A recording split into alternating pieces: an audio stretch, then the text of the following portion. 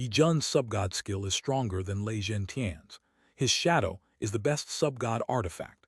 Just refining it tonight might cause his sub-god skill to leap by 2 levels by tomorrow morning. Therefore, killing Yi Jun is actually akin to buying beef at the market to stew a nourishing soup. Third, divine magic. As Gu Suixin said, Lin Zaiasu only has an extremely powerful physique, but without a genuine body cultivation technique, it's like a pile of steel, chaotically heaped together, making it difficult to construct a truly solid defense fortification. Divine magic is the thing that guides how to utilize this heap of steel reasonably. It stands to reason that he will master it quickly. Fourth, that is Gu Suixin himself. This time going to Jiangnan, he actually lacked a true master beside him. Gu Suixin's true combat power is not something Zhang Tao and Quang Lang can compare to. He just demonstrated it by tearing the Enlightenment rules like tearing a chicken. If he gives him a promise, could this lad really not accompany him throughout Jiangnan? Didn't he just win over a great master? Moreover, that game at the ancient divine ruins would come to life because of his ancient royal family bloodline. Lin Zaiasu and Gu Suixin stepped across the sky, returning to Ning City. The army was actually in the sky over the outskirts. The two landed on the flagship, and Lin Zaiasu wasted no time, diving into the cabin. Entering the cabin, the door shut. His primordial spirit entered the Jade pendant. In the first 2 hours, Lin Zaiasu's entire body was deathly silent, but a peculiar airflow gradually spawned. This airflow was the divine demon energy domain Gu Suixin mentioned, and with its formation, whether in the eyes of insiders or outsiders, Su Lin was undoubtedly regarded as a disciple of the ancient sect. This was the key reason Gu Suixin gifted him divine magic to prevent exposure. This mystical mechanism was achieved by Lin Zaiasu in just 2 hours. In the second 2 hours behind him, a vast, desolate sky faintly appeared.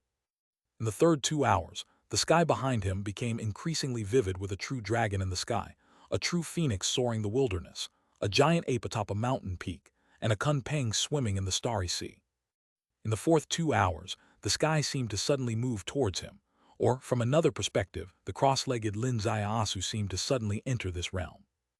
In the sky from all directions, the true dragon, true phoenix, giant ape and kunpeng pounced on him, disappearing at the instant of collision.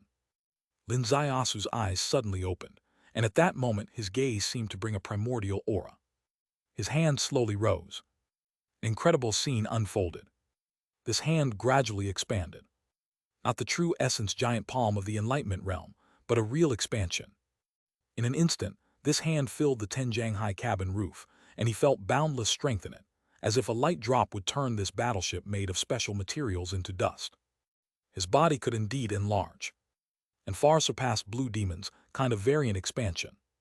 This is divine magic, not relying on the cultivation realm, but on the body itself.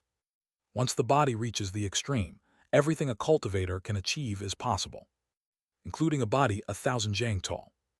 On the flagship, Zhang Tao had already returned from Beijing. He stared at the tightly closed cabin door. Master is in seclusion again. It should be, even Fu hasn't gone in, Quang Lang said. Zhang Tao gently exhaled. Master is truly diligent. He and Quang Lang both knew that last night, Master had just broken through to the Enlightenment realm. Normally, a breakthrough requires at least several years or even decades of rest, but Master was relentless. Last night he broke through, and today he toppled the Heart Pavilion, achieving such immense success. If he indulgently carried Fu into the cabin for 3 days and nights of joy, they, as subordinates, would accept it. However, he didn't carry Fu in, which means it wasn't for relaxation, but for seclusion training. Such a talented person is moreover so hardworking. No wonder he can achieve such feats. Gu Suixin was also next to them, appearing carefree. Perhaps it was his usual style, traveling the world, moving at his own pace, acting on a whim. Or maybe he was reinforcing everyone's awareness that he was the master's junior brother, making his status different from everyone else. So while everyone stood, he sat, waving a folded fan. Quang Lang frankly admitted that he found such a blatant sybaritic style somewhat distasteful, but what could he do? This guy is the master's junior brother. Even if you don't care about the monk, you have to care about the Buddha, right? The cabin door opened at the moment of sunset. Fu ran over, joyfully welcoming him. Zhang Tao quickly followed. All the guards simultaneously stood at attention. Gu Suixin was the only one behaving differently. The folded fan in his hand stopped halfway, and a ghostly expression appeared on his face. Is this possible? He had just obtained the divine magic, and now he had already reached the small success realm. The difficulty of divine magic is 1,000,000 times harder than ascending to the heavens. Gu Suixin, the eternal heavenly pride of the ancient divine ruins, took 50 whole years to achieve small success in divine magic. This was completed under the premise of unlimited resource supply from the ancient divine ruins. His father was proud, his mother was proud, and he himself was proud. He was the one to pioneer a miracle where few ancients preceded and uncertain if any successors followed. And if he weren't proud, it would defy reason. Yet traveling the Jianghu, encountering an oddball, he covered in 2 hours what took him 50 years.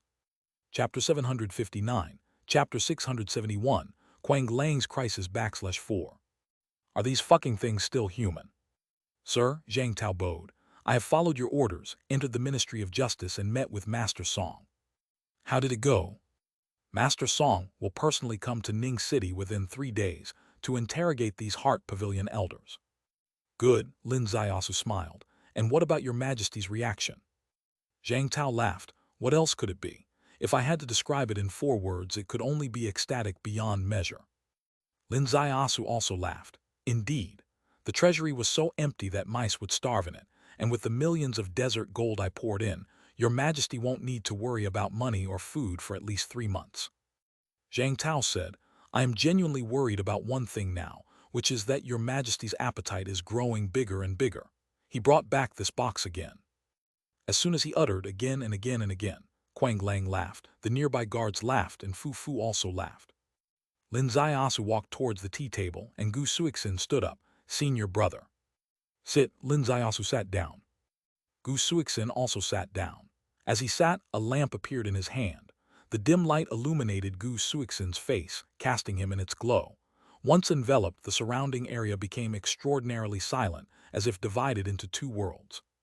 This lamp was neither metal nor wood, and had mysterious patterns on it. It was similar in craftsmanship to the kindling lamp in Taoist Lu Yun's hand that day. Brother Su, this is the kindling lamp from the ancient divine demon clan, which can shield from the heavenly Tao. Lin Ziasu's heart suddenly raced. The human clan has a kindling lamp that can shield from the heavenly Tao. The god and demon clan also has a kindling lamp, which can similarly shield from the heavenly Tao.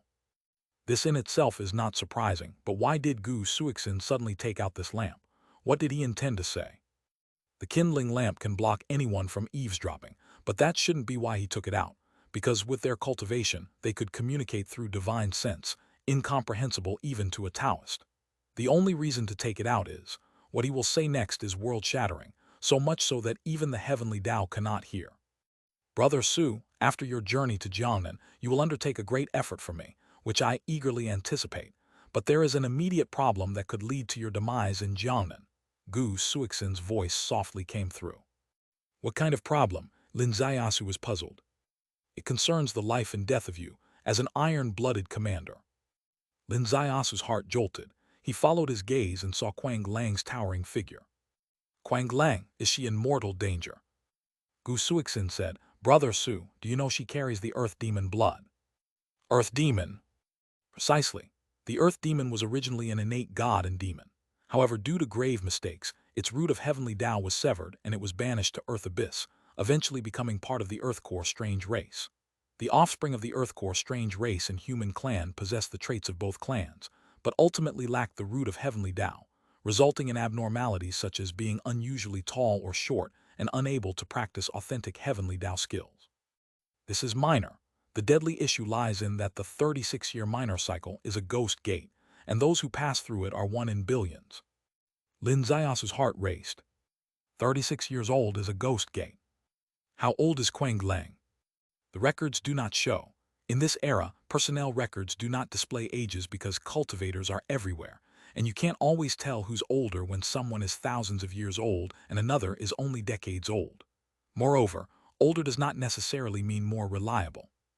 Lin Ziasu took a deep breath. Before the ghost gate arrives, what are the signs? The character would show irritability and impulsiveness, while the body shows a faint red glow, indicating the imminent ignition of earth fire.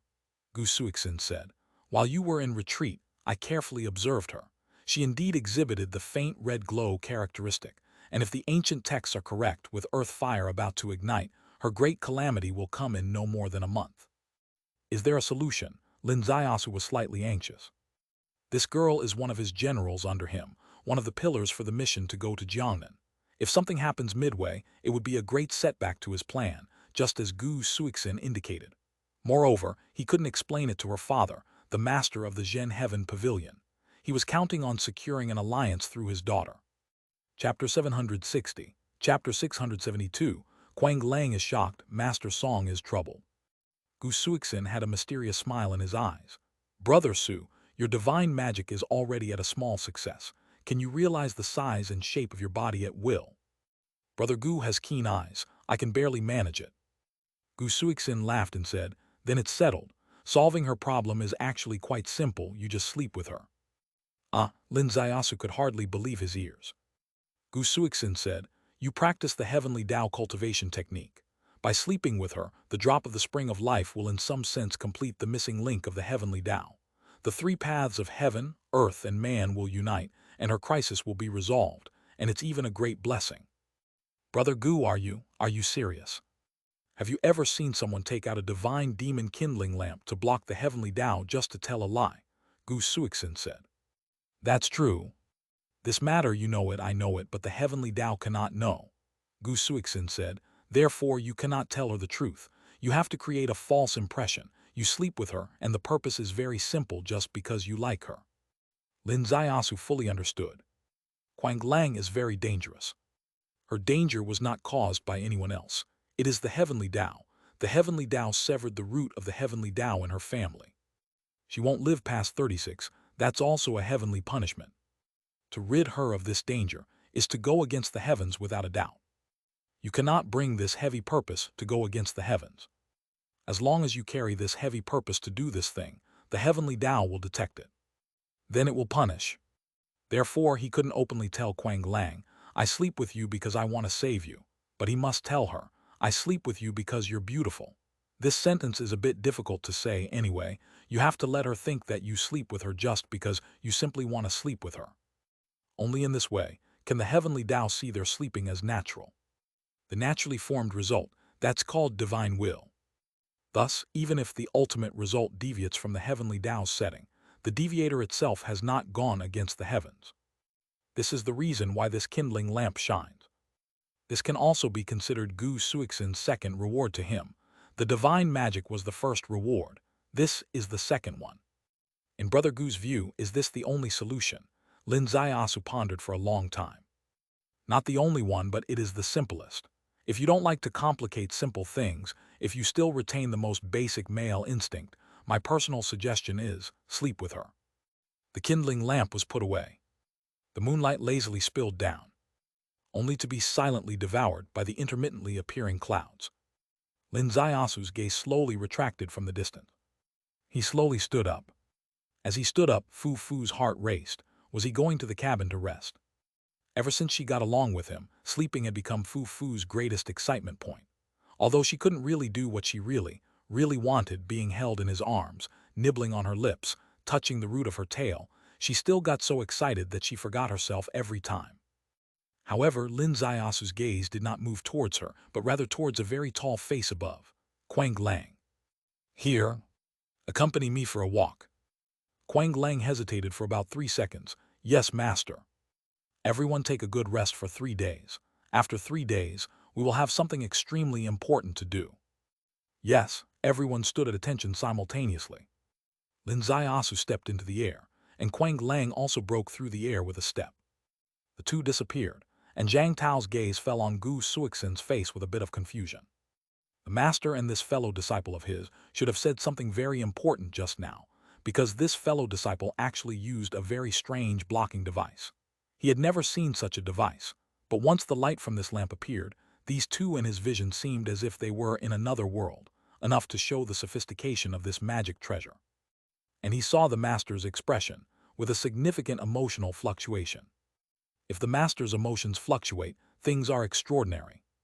At least in Zhang Tao's understanding, this master is the type who remains composed even if Mount Tai collapses in front of him, with the worldly winds and clouds within his grasp. Emotional fluctuations are very rare. And at this moment, Gu Suixin held a teacup, not looking at anyone, but at the corner of his eyes there was clearly a trace of a smile. What exactly did he say? Became a huge suspense for Zhang Tao. As for Lin Ziasu, he walked in the vast sky, with clouds leisurely passing beneath his feet. The world below was hidden by the clouds. Standing above the clouds, the moonlight was so bright and flawless. But in his heart, waves of the river raged. Regarding that thing with women, he had never been pretentious. It had been a long time since he left that world, and he had never substantively resumed his old profession. To say he didn't want to is a lie. Especially with Fu Fu, the little enchantress, stimulating him every day, keeping his enthusiasm high, it really needed that thing to relax his nerves at this time. However, he had never pointed the finger at Quang Lang. Even in modern society, those famous for unspoken rules among subordinates, those big company bosses, didn't they also have a choice in their targets? You choose 10,000 times, and it's impossible to choose a female subordinate who's 10 meters tall, with a face full of pits enough to hold a ping-pong ball, isn't it? But, damn, what kind of mess is this? Gu Suixin, you bastard. If you dare to play this kind of prank on me, I will kill you. Quang Lang, Lin Ziasu's voice was very gentle. Yes, master. Quang Lang was quite at ease in the air. She flew a few meters lower than the master, her head overall parallel to Lin Ziasu's head, which made conversation much easier, without Lin Ziasu needing to tilt his head up. What is your real name? Real name? Quang Lang was a bit surprised. Why does the master want to ask this? I just feel that using this code name to address a woman is a bit strange. Chapter 761, Chapter 672, Quang Lang is shocked, Master Song is troubled, Part 2. Quang Lang smiled lightly. Actually, no one really sees me as a woman, you don't have to either, master. But you are clearly a woman, Lin Ziasu said. Don't want to tell your name. Fine, I won't ask about that, but here, another question, how old are you? 36. Upon hearing the age of 36, Lin Ziasu's heart raced. When is your birthday? Quang Lang's heart fluttered mysteriously. Why does the master ask that? No particular reason. I just want to give you a gift on your birthday. Quang Lang stared at him in surprise. Master. Tell me, which day is it? It's the 16th of next month. But master, I have never had the habit of celebrating birthdays, nor have I ever received birthday gifts. There's no precedent before, but now there can be, right? From now on your birthday, I'll give you gifts. No one ever considered you as a woman before, but I see you as a woman. No one ever cherished you, but I will cherish you. Quang Lang was shocked all over. She looked at him, not daring to believe her ears. No one ever considered you as a woman, but I see you as a woman. No one ever cherished you, but I will cherish you. Did he really say that? Why did he say such things? Am I dreaming? I have turned into a woman in my dreams before, secretly savoring the taste of being a woman, but when I open my eyes, I still have to face this world that denies her as a woman. She has long habitually not seen herself as a woman. And now, in her eyes, the increasingly magical master had brought her into the beautiful moonlight, and with such candidness and fervor, spoken those words. Her hand quietly moved towards her back and pinched the back of her hand hard. The stinging sensation and the bleeding told her this was not a dream. Master, please don't say such things. Quang Lang took a deep breath. I am not suited to hear these words, master. Let's go back. Once she finished speaking, Quang Lang fled. Yes, she almost fled.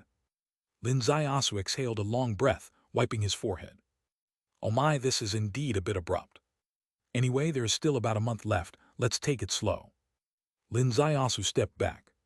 Quang Lang had already returned, standing on the deck as usual, maintaining her majestic posture. However, inside she was a mess.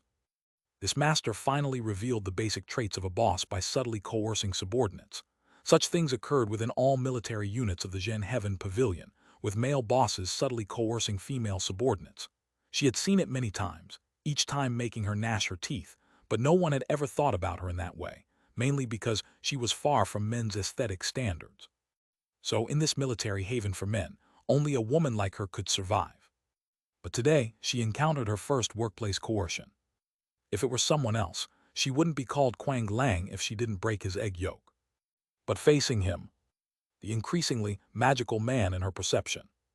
Although she couldn't believe her ears when he said those words, she felt an unprecedented sense of happiness once his words reached her ears. She dared not linger in this happiness for long because she realized it was too incredible. It was too unreal. Hence she ran, hoping to calm down and let him calm down too. However, standing at her familiar post, facing the familiar army, she couldn't quiet her mind. She personally witnessed him enter the cabin with that concubine, her thoughts wandering far along with them. He and that foo-foo were the ones who should engage in those trivial pursuits. You little brat, getting a bit obnoxious. You recklessly tease around, not even considering if I agreed with you, what would you do? Other than messing with my heart, what are you good for? Lin Zaiasu entered the cabin. Fu-Fu sprang forward to bite his ear, imploring him to stroke the seventh spiritual tail. As she wished, Lin Zaiasu examined it thoroughly. The seventh spiritual tail had fully formed. Fu-Fu's enthusiasm was completely aroused. Brother Su, do you think there could be an eighth one? It's completely possible in theory. Fu-Fu said, then search closely, see if there's any sign of an eighth one forming. This can be done. Lin Zaiasu looked earnestly. From the back to the front, he carefully checked a protrusion for a long time. He finally excluded it. It was not a symptom of the eighth spiritual tail, due to its incorrect position. Then he entered seclusion. Fu-Fu lay on the bed, her body shivering every now and then. This time Lin Zaiasu went into seclusion, focusing on refining the secondary deity. Meanwhile, at the prefectural magistrate mansion, Song Yunking sat atop the highest pavilion, gazing at the vast sky. Behind him stood the mansion's steward, whose back bore a conspicuous sweat stain. Master, the minister of the Ministry of Justice, Master Song, is of your family too. Do you really have no connection? Song Yunking gently shook his head. In the officialdom, when it comes to positions, what family connections can there be? This Master Song is quite fortunate. He was about to fall but serendipitously got involved with that incident in the capital city Heart Pavilion, and now he's favored by your majesty. The steward said, this time heading to Jiangnan. It's his first venture to the provinces since becoming minister of the Ministry of Justice. Right. Could it be? Does your majesty truly intend to cleanse the officialdom? Of course, your majesty would have such thoughts, but to truly implement it is easier said than done. In the great wilderness officialdom, there are more than 700 second-rank and higher officials, apart from a handful who doesn't pledge loyalty to the regent crown prince. Based on this, if one uses the cleansing of the crown prince's remnants as a pretext to purge the officialdom, who in the great wilderness officialdom would remain unscathed? Thus, your majesty certainly wouldn't dare act so. To cleanse the officialdom, it must be done under a different pretext, tackling individual cases. Chapter 762, Chapter 672, Quang Lang is shocked, Master Song is troubled, Part 3. The steward said, precisely because of this, now that the minister of the Ministry of Justice is going to Jiangnan, we must be highly vigilant. They certainly intend to extract evidence of your crimes from the mouths of those Heart Pavilion elders. Song Yunking sighed deeply. When I rescued those 127 people that day, I felt a bit comforted, but now I suddenly realize this move of mine has trapped myself in a quagmire. Had I known then what I know now, I would have let them kill all these 100+ people. It would have been much simpler. If you had let these 100-odd people die without showing any attitude, I'm afraid there would have been no way to explain to the other side. The steward said, I increasingly feel his siege of Huxinyu Island is actually a strategic move. Strategy, machination. Song Yunking's eyes suddenly opened wide. The steward said, yes, although this person has not been in the field for long, every step he has taken since his debut is remarkably clever, including being an official in the court, including using troops in Jiangnan. Each step demonstrates military thinking. I really suspect his siege of Huxin Island targets you, master. Song Yunking's eyes slowly close. He is replaying. A thought in his mind slowly sinks with the steward S. Lin Zaiasu's use of troops against Huzhu Heart Pavilion increasingly resembles a strategic move. Huzhu Heart Pavilion is different from other sects. Other sects are deep in the mountains, far from government offices, so they can be surrounded, they can be annihilated. When the sect's momentum is gone, even if the prefect had deep ties with the sect, he wouldn't bother to rescue it. But Huzhu Heart Pavilion is different. It is right in Ning City. separated by half a lake from the prefect's mansion. If there's any movement, the prefect cannot be unaware. If you let Lin Zayaasu take down this pavilion directly, you won't be able to explain over at the mental path. Even if you show some attitude, proving you tried your best, it's better than being indifferent. However, Lin Zayaasu is probably waiting for the prefect to make a move. The prefect steps in, using the saintly phrase, "Life and death are serious matters. Business must be handled carefully as evidence," to seek a lifeline for Haju's senior elders, just as Lin Zayaasu hoped. He cripples the cultivation of these 100+ elders and hands them to the prefect. It looks like he's giving the prefect a chance to appease the mental path. After all, with these 100+ lives, the prefect can hand them over to the mental path at any time, to make up for the failure to protect the heart pavilion, thereby gaining the mental path's understanding. However, as soon as news from the Ministry of Justice arrives, these 100+ people become a hot potato.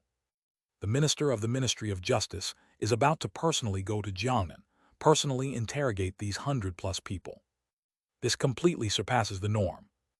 Dare Song Yunkang allow the Ministry of Justice to interrogate these people, especially since the minister of the Ministry of Justice and he have never seen eye to eye. Moreover, the court's political climate isn't right. Your Majesty has a strong desire to use punishment as a deterrent.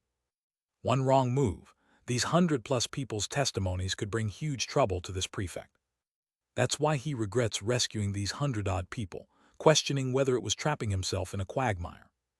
That's why he's so sleepless over the news of the minister of the Ministry of Justice going to Jiangnan. Given the current situation, what do you think? After a long pause, Song Yunkang opens his eyes, staring at the steward. The steward said, "There are two strategies for the current situation. Firstly, send someone to disguise as Zhang Tao, a subordinate of Su Thief, to break into the prison and silence all these 100+ people." Song Yunkang's eyes shone brightly. Killing to silence them, the Ministry of Justice won't have anyone to interrogate when they arrive. Solving the trouble of the Ministry of Justice's interrogation. Secondly, disguising as Zhang Tao to kill also drags Su Thief in. If His Majesty wants to pursue responsibility, he can only hold Su Lin accountable. Achieving two goals with one move, a brilliant strategy indeed. However, a thought emerged from the depths of his heart like a cold stream, extinguishing his full enthusiasm. Song Yunkang slowly shook his head. This strategy, although a clever move against the court, how do we face the mental path? The mental path side truly possesses vast divine skill. If you impersonate Zhang Tao to kill, the court might not differentiate true from false, but how could the mental path side not find out? The mental path specializes in this. If they find out it's the prefect's mansion who planned this murder, killing over 100 of their subordinates like this, will they spare you? The steward sighed deeply. I also know of this hidden danger. It is why this is only one of two strategies. There is a second strategy, much more reliable. Speak. Immediately contact the mental path. Have them send experts to raid the prefect's prison at night. Song Yunkang nodded slowly. Having them raid, not us returning them, allows for advancement and retreat. Brilliant. Do it quickly. Yes, the steward steps back and next he merges into the darkness. In the morning, Lin Zayaasu emerges from seclusion. This time emerging, his primordial spirit sweeps across the sea of consciousness like lightning, examining the results of an overnight retreat. This examination leaves him a bit pleasantly surprised, but also slightly disappointed. The disappointment is, after a night of seclusion, the fragments of Yi Jun's shadow are all refined and absorbed, but his sub-god skills level increase is not significant, merely 37. Meaning, refining Lei Zhentian's sub-god level, he increased by 3 levels. However, refining Yi Jun's sub-god, he only increased by half a level. The gap is quite large. What's the reason? Lin Zayaasu found it. It's not that Lei Zhentian's sub-god skill far surpassed Yi Jun, but the platform has changed. When he refined Lei Zhentian's sub-god, his own sub-god cultivation was only 33rd level. Lei Zhentian is an enlightenment rules expert, a standard four-eared strategist, with sub-god skills astonishingly high, reaching 38th level. He was a tiny ant forcibly swallowing an elephant, hence his gain was significant. Chapter 763. Chapter 672. Quang Lang is shocked, Master Song is troubled. Part 4. As for Yi Jun, who devoured the sub-god skill of level 39, his body was no longer that of a skinny ant. Even if he still was an ant, it would be a very plump one, so adding the same energy again didn't make much difference in size. As for this sub-god cultivation, what can I say? It's somewhat like a funnel. When the water level is at the bottom, it rises quickly, but when it reaches the higher layers, the surface expands and it rises slowly. I originally thought I would devour a few sub-god cultivation experts and then level up beyond level 40. It would be a great way to experience the genuinely worthwhile divine abilities of sub-god experts. However, now it seems that this wish will not come true. Although I'm just 3 levels short of level 40, actually reaching it still feels far away. It seems not even 10 or 8 Enlightenment Rule level experts will be enough to bridge the gap. If this is a minor disappointment, then a small surprise is that through refining Yi Jun's shadow and capturing the basic rules of its operation, there is a vague feeling that developing a clone for the sub-god is not an impossible task. It's just that I can't do it now because there's a fundamental disparity in the sub-god skill itself. Once I reach Yi Jun's current level of 39, maybe I could split off an external incarnation just like Yi Jun. Lin Zaiasu slowly got up, and his gaze turned to the bed, immediately drawn to the vivid and lively tableau upon it. Fu, this little girl, was getting increasingly relaxed in front of him.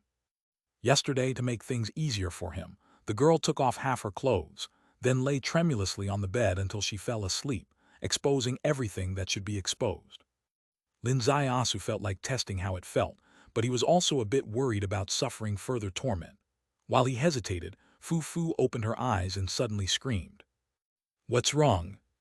Lin Zaiasu swiftly reached her bedside. "Brother Su, look. Lin Zaiasu pointed his finger precisely at the target. My gosh. There was a new small bump at the base of her tail, very small, but exuding an air completely different from usual, as profound as the earth itself. "Eight-tailed earth fox, your 8th tail, has been born," Lin Zaiasu exclaimed. "Brother Su, it wasn't there last night." I'm very sure it wasn't there last night." "Why did it suddenly appear after just one sleep?" Fu lightly panted. "Is it because Brother Su's touch was good? Maybe you should touch it again like you did yesterday, across front and back, left and right. Perhaps it will grow quickly, and even the 9th one might appear soon." There's no need to rush it." Fu's lips pouted again, unhappy. Lin Zaiasu picked her up, pressing her pouted lips down to smooth them with a kiss. "Little darling, there are public duties to handle today." "Okay, I'll get dressed." Fu was still sensible about the situation and quickly dressed herself. The two of them emerged from the cabin. The sky was already light, but the sky was densely overcast, with wind bringing a hint of autumn chill. A rainstorm seemed imminent. Lin Zaiasu gazed at the sky, simultaneously meeting Quang Lang's gaze. At the instant their eyes locked, Quang Lang's gaze averted as if jolted by electricity. Under the heavenly Tao wisdom eye, Lin Zaiasu saw a faint blush on her pockmarked face. Others couldn't see it, but he could. Moreover, he noticed something else. The armor she wore was clean now. The clothes inside the armor were also clean. Her hair seemed to have been washed. Although nothing seemed different from last night, in fact, there were many differences. No difference could be seen in Gu Suixen. That guy was still lounging in the same chair as yesterday, munching grapes. He maintained the same casual demeanor as always. Lin Zaiasu took his place, sitting comfortably, as a voice from Gu Suixin reached his Sea of Consciousness spirit platform. "Brother Su, it seems you missed the mark last night." He clearly saw that neither he nor Quang Lang had accomplished anything last night. "Well, you've got all the time in the world," Lin Zaiasu transmitted back. Chapter 764, Chapter 673, Pursuing the Case at the Prefect's Prison. This isn't a matter of time with Brother Su's charm. Capturing the Tiandu Saintess shouldn't be an issue. How did she escape your clutches? Gu Suixin's eyes sparkled. I seem to understand a bit now. Understand what? The problem likely lies in the inability to accurately communicate, Gu Suixin said. She doesn't know you can amplify your physical prowess. She thinks you lack the capability to accomplish that task. Agreeing or not makes no difference. So Brother Su, in the coming days, you must clearly convey this signal to her. Let her know you can achieve that. No one truly invests in something they see no hope in. You have to let her see hope. Lin Zaiasu covered his forehead with his hand. A voice echoed back. If one day I realize you've played this prank on me, I'll definitely settle the score with you. You, Gu Suixin sighed. When told to court a girl, you consider it a prank. Please create such conditions for me. Give me 10 pranks like this. I won't complain. I'll even invite you to Zionian Pavilion for a melody. Lin Zaiasu was left speechless, courting girls. You think I dislike courting girls? But such a girl to court her is already a scandalous task, okay? Suddenly above the sky, there was a slight tremor, and a golden bridge like a rainbow after the rain spanned the heavens. On the golden bridge, there were 3 people. Among these 3, Lin Zaiasu recognized 2. Namely, Minister of the Ministry of Justice Song Lifu, and his guard captain, along with another, a middle-aged man in a 4th-rank official uniform, likely a mid-level officer like the Ministry of Justice chief. Song Lifu descended from high up, landing directly on the flagship where Lin Zaiasu was.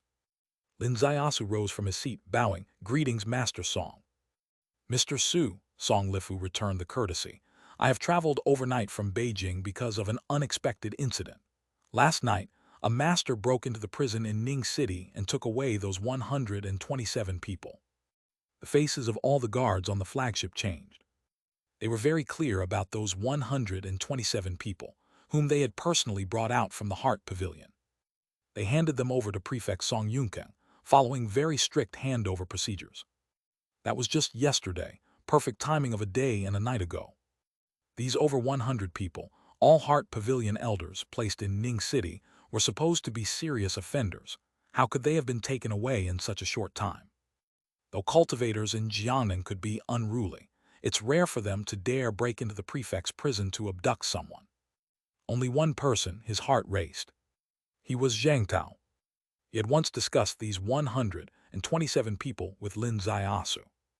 Lin Zaiasu had told him that these over 100 people were a trap he set for Song Yunkeng. He had not explicitly stated what kind of trap it was, but Zhang Tao was not a foolish man. Zhang Tao naturally understood that if these over 100 people were to be interrogated by the Ministry of Justice, they would surely reveal some unfavorable testimonies against Song Yunkeng. Your Majesty already wanted to set an example, to take down some representative figures from the Crown Prince's period in officialdom to rectify court customs. As long as Song Yunkeng is bitten by these over 100 people, his reputation and position would be at great risk. So, although it seemed like Song Yunkeng had achieved a great success by taking over 100 people from Lin Zaiasu's hands, in reality, the people he took would become a hot potato for him. And now, before the Ministry of Justice arrived, the prison was raided. Those over 100 people were all rescued. With no people, there's nothing for the Ministry of Justice to interrogate. Song Yunkeng is thereby protected. If this was Lin Zaiasu's strategy, then this prison raid cleanly and thoroughly broke his strategy. If Song Yunkeng really had given those 127 people to the mental path, he could even be considered as making a great contribution to them. This must not have been a prison raid. This must have been Song Yunkeng's orchestrated theft from his own post. This was the quick judgment from the personal guard captain, renowned for his prowess in intelligence. Lin Zaiasu's eyes slowly lifted, his face calm even with a faint smile. "Master Song, having traveled so far and through such hardship, have a seat and enjoy a cup of tea first." Song Lifu took a deep breath.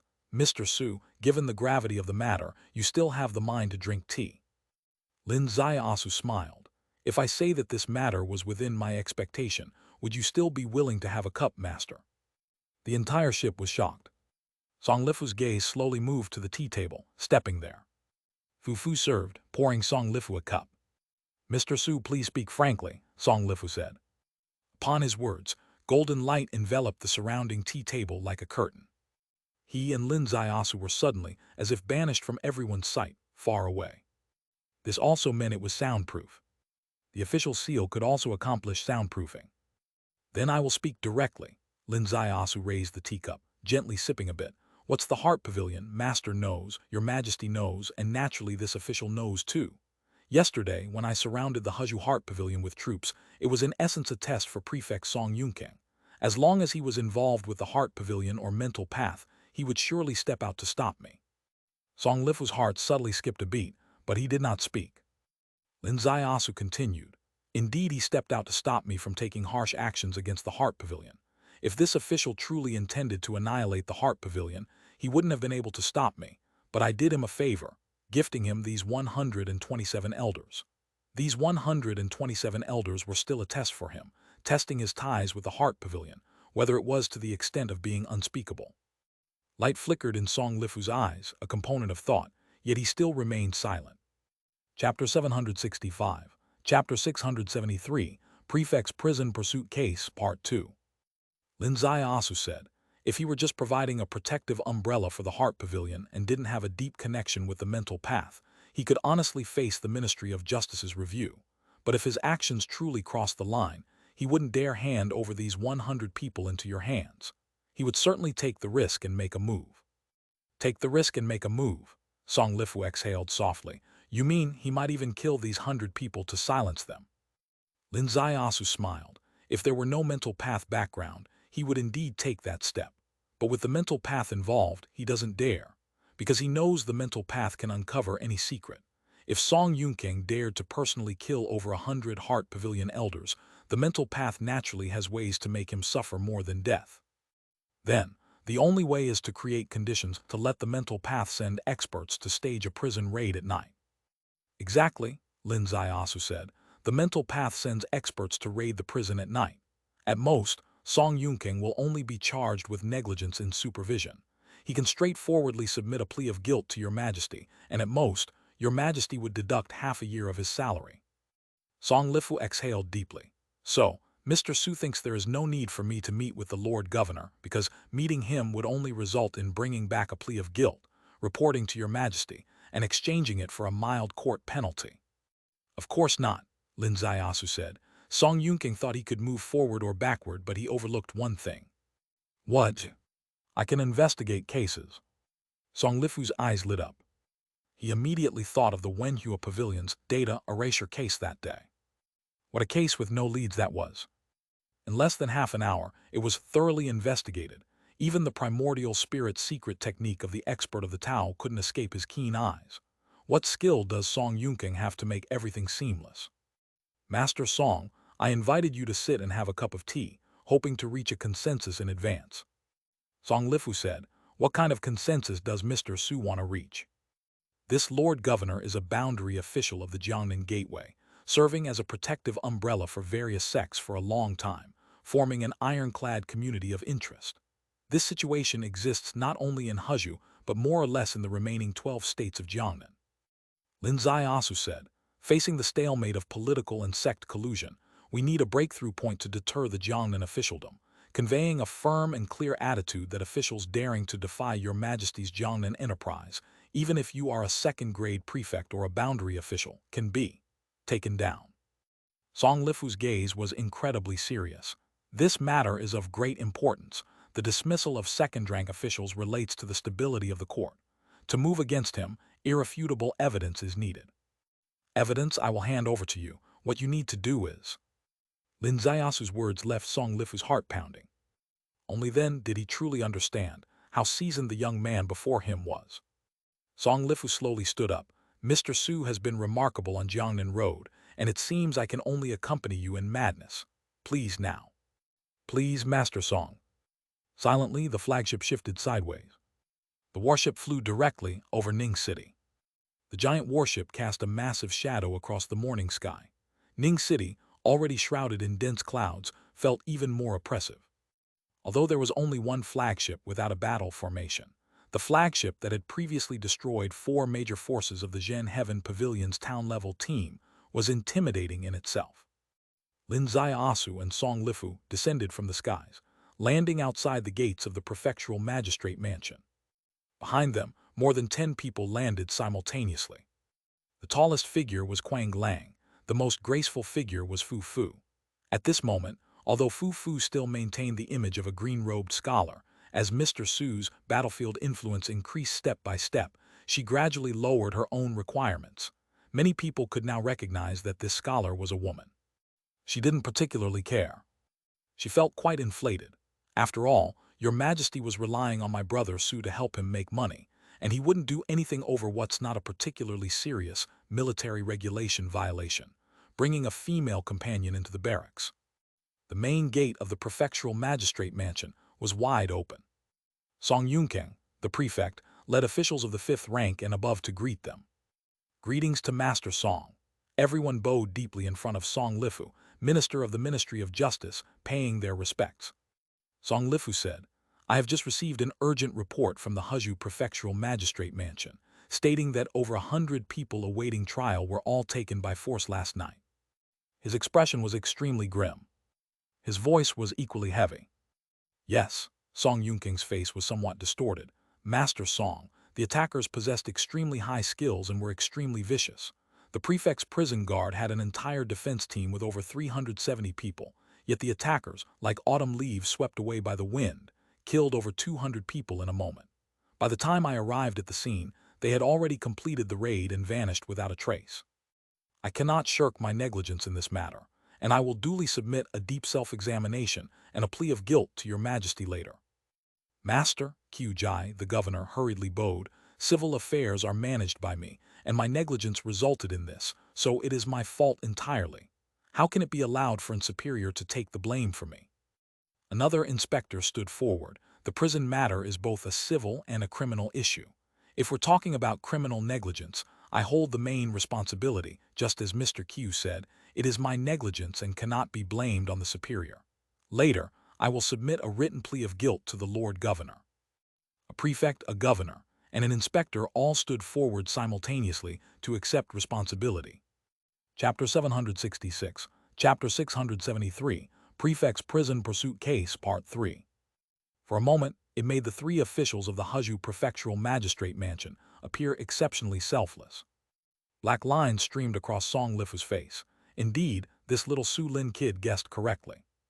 This group of people played this strategy, thinking that since the matter has already happened, they would lower their posture and accept the punishment. The Great Wilderness Law clearly states that when a powerful individual breaks into a prison for a jailbreak, the officials are guilty of dereliction of duty. By ordinary convention, they would either be reprimanded or have their salary docked for half a year. Lin Ziasu stepped forward half a step. "All of you, are you just thinking about taking responsibility? Are you not considering how to reclaim the prisoners who were taken away?" "Lord Chief Inspector, please understand," Song Yunking said. "It's not that Huzhu Prefectural Magistrate Mansion doesn't want to reclaim the prisoners who were taken away. Rather, this person's methods are unimaginable, beyond human capability to track." "Oh," Lin Ziasu frowned. Song Yunking said, "When the incident occurred last night, the prison warden recorded the whole process immediately with his official seal. Unfortunately, he died in the battle, but his official seal was preserved. Master Song, Lord Chief Inspector, why don't you take a look for yourself?" The person behind him took a step forward, holding up a 7th grade official seal, which belonged to the prison warden. As soon as the official seal projection appeared, this part of the sky returned to last night's prison. When the official seal activated, the attack had already arrived. Amidst a chaotic flow, countless soldiers turned into blood mist. Song Lifu's eyes widened instantly. "My God, what kind of technique is this?" It wasn't a conventional attack, but rather a chaotic flow, amidst which a figure was intermittently visible and invisible. Anyone who approached was directly swept into the chaotic flow and killed invisibly. This was like a tornado, ignoring all attacks and methods. Inside, that figure moved as if there was no one around, bypassing all the guards and arriving in front of the prison holding more than 100 elders. Facing the iron bars, this person slightly raised his hand, and a portal appeared in the void. All 100 and some people entered the portal simultaneously. The person turned around and also stepped into this portal, disappearing without a trace. Then the portal dissolved in the void, as if it never existed. Zhang Tao muttered softly, "Space law." "Heavenly window," Gu Suixin also added, "a top-level master of the space-time path." Song Lifu's expression completely changed. Although he was not a cultivator, as the chief of staff, he was more familiar with the methods of the cultivation path than those within that path. A turbulent flow, people entering perish, knives entering shatter. This is spatial turbulence. In the tightly guarded prison, a portal opens in the void, taking away over 100 people out of thin air without leaving any trace in the outside world. This is called opening a heavenly window. What is opening a heavenly window? It is a great divine power that tears apart space out of nothing. Even in the foremost of the 6 paths, the space-time path, this is a top-level technique. How could this happen? He was under the impression that Song Yunking was acting out a script, and collaborating with the mental path to execute this jailbreak, which is why he worked with Lin Zaiasu to investigate this case. However, the result completely overturned their understanding. The method of jailbreak was a top-level divine skill of the space-time path. The involvement of the space-time path was too terrifying. Moreover, when top-level techniques of the space-time path are used, no matter how good you are at investigating cases, it's pointless. When the void opens a heavenly window, the other side of the heavenly window is not in this world but another world. Once the heavenly window closes, the gateway between the two worlds is shut, and no matter how capable you are, you cannot possibly trace it. What General Zhang and this gentleman said is precisely the consensus of the prefectural magistrate mansion staff, Song Yunqing said. They also dug up a secret. The Dongshuan sect master has a daughter married to a direct disciple of the space-time path. Perhaps it was because Mr. Su's army exterminated the Dongshuan sect that the space-time path harbors thoughts of revenge. Song Lifu's heart raced. Could it be that the repercussions are truly beginning to manifest after destroying 4 major forces while going to Jiangnan? In the cultivation path, where roots are intertwined, any sect has some connection with other major powers. You might think this sect doesn't seem too formidable and wipe it out with a flip of your hand. But you offend a major power that you shouldn't offend. For example, the space-time path. The space-time path merges the 2 heavenly Tao laws of time and space, originally being 2 of the 7 paths, now merged into 1, making it rightfully the leader of the 6 paths. It's most terrifying and unparalleled. Even the lofty imperial authority becomes deeply wary when encountering such a terrifying law. So what about Lin Zaiasu? Will he also be drenched in sweat? Song Lifu looked at Lin Zaiasu. There wasn't a trace of discoloration on Lin Zaiasu's face. His gaze shifted from the sky's projection to Song Yunqing. Lord Governor and your staff have a deep understanding of the space-time path. Song Yunqing slowly shook his head. The space-time path is profound and unfathomable. Who dares to say they understand it deeply? I only see one thing, that thief's achievements are extremely profound. Lin Zaiasu said, not just extremely profound, the void opening a heavenly window, easily transferring these 127 people to his exclusive space, achieving living cross-space transfer. Such a method can only be Vice 3. Vice 3. Everyone around him, everyone, their expressions all changed. The one who changed the most drastically was Song Lifu. He knew Vice 3 the best. The state of holding has 3 levels. Vice 1, where clouds and winds don't pass. Vice 2, time does not erode. Vice 3, the heavens and earth do not manage. Why do heavens and earth not manage? Because they cannot. When even the heavens and earth cannot manage, who can restrain them? Therefore, in the accumulated cases of the Ministry of Justice, any case with a Vice 3 background is directly dismissed, no matter what crime was committed. No one finds it wrong. Even His Majesty the Emperor thinks so too. Chapter 767, Chapter 673, Prefect's Prison Pursuit Case, Part 4. Because we can't afford to provoke Jai-san. Since we can't provoke them, why invite trouble? Song Yunqing furrowed his brows tightly. Lord Chief Inspector means that, in fact, no matter how my prefectural magistrate mansion prepares, it's futile against such heavenly window masters. If he's really Jai-san, it certainly is so. Lin Zaiasu said calmly, but I have a question. Why did he kill the 200 people on the outskirts? He could easily appear inside the prison without alarming the perimeter and effortlessly complete the prison break. Song Yunqing replied, perhaps this expert truly harbors a desire for revenge. Lin Zaiasu said, if he's really standing up for the Dongshuan sect and holds a grudge against me, why not head straight outside the city and kill me directly? Does Master Song believe a heavenly window master can't kill a mere Su Lin, or is it that he dares not kill me? Song Lifu's eyes suddenly lifted. Mr. Su, your doubt I acknowledge. Tell me, what have you discovered? Very simple. Illusion, Lin Zaiasu said. The so-called intervention of the space-time path is false. What the official seal recorded is actually an illusion realm return to truth technique. Illusion realm return to truth, Song Lifu's eyes brightened. An advanced sub-divine skill. Illusion is not surprising. Sub-divine skills are most adept at illusions. But generally, illusions only mislead the minds of those with emotions and desires. They cannot deceive cold filming machines, like the official seal, which serves as this era's camera. Therefore, what people perceive is different from what machines capture. However, this is only in general cases. When subdivine skills reach a high level, are they ordinary? Rumor has it that at the highest level of subdivine skills, one can turn fiction into reality and even reconstruct the world. Compared to this highest realm, briefly transforming images to deceive the official seal, what does that count for? Lin Asu said, therefore, the principle behind this trickery is the three-in-charge heavenly window of the space-time path, but a subdivine expert. Gentlemen should believe, the appearance of a subdivine expert better fits the theme of rescuing the Heart Pavilion elders. The fog in everyone's hearts slowly dissipated. Over 100 elders of the Heart Pavilion were imprisoned there. Although their cultivation was abolished, after years of service to the Heart Pavilion, how could the Heart Pavilion easily give them up? Even though they were already incapacitated, they must still be saved to comfort the other Heart Pavilion elders.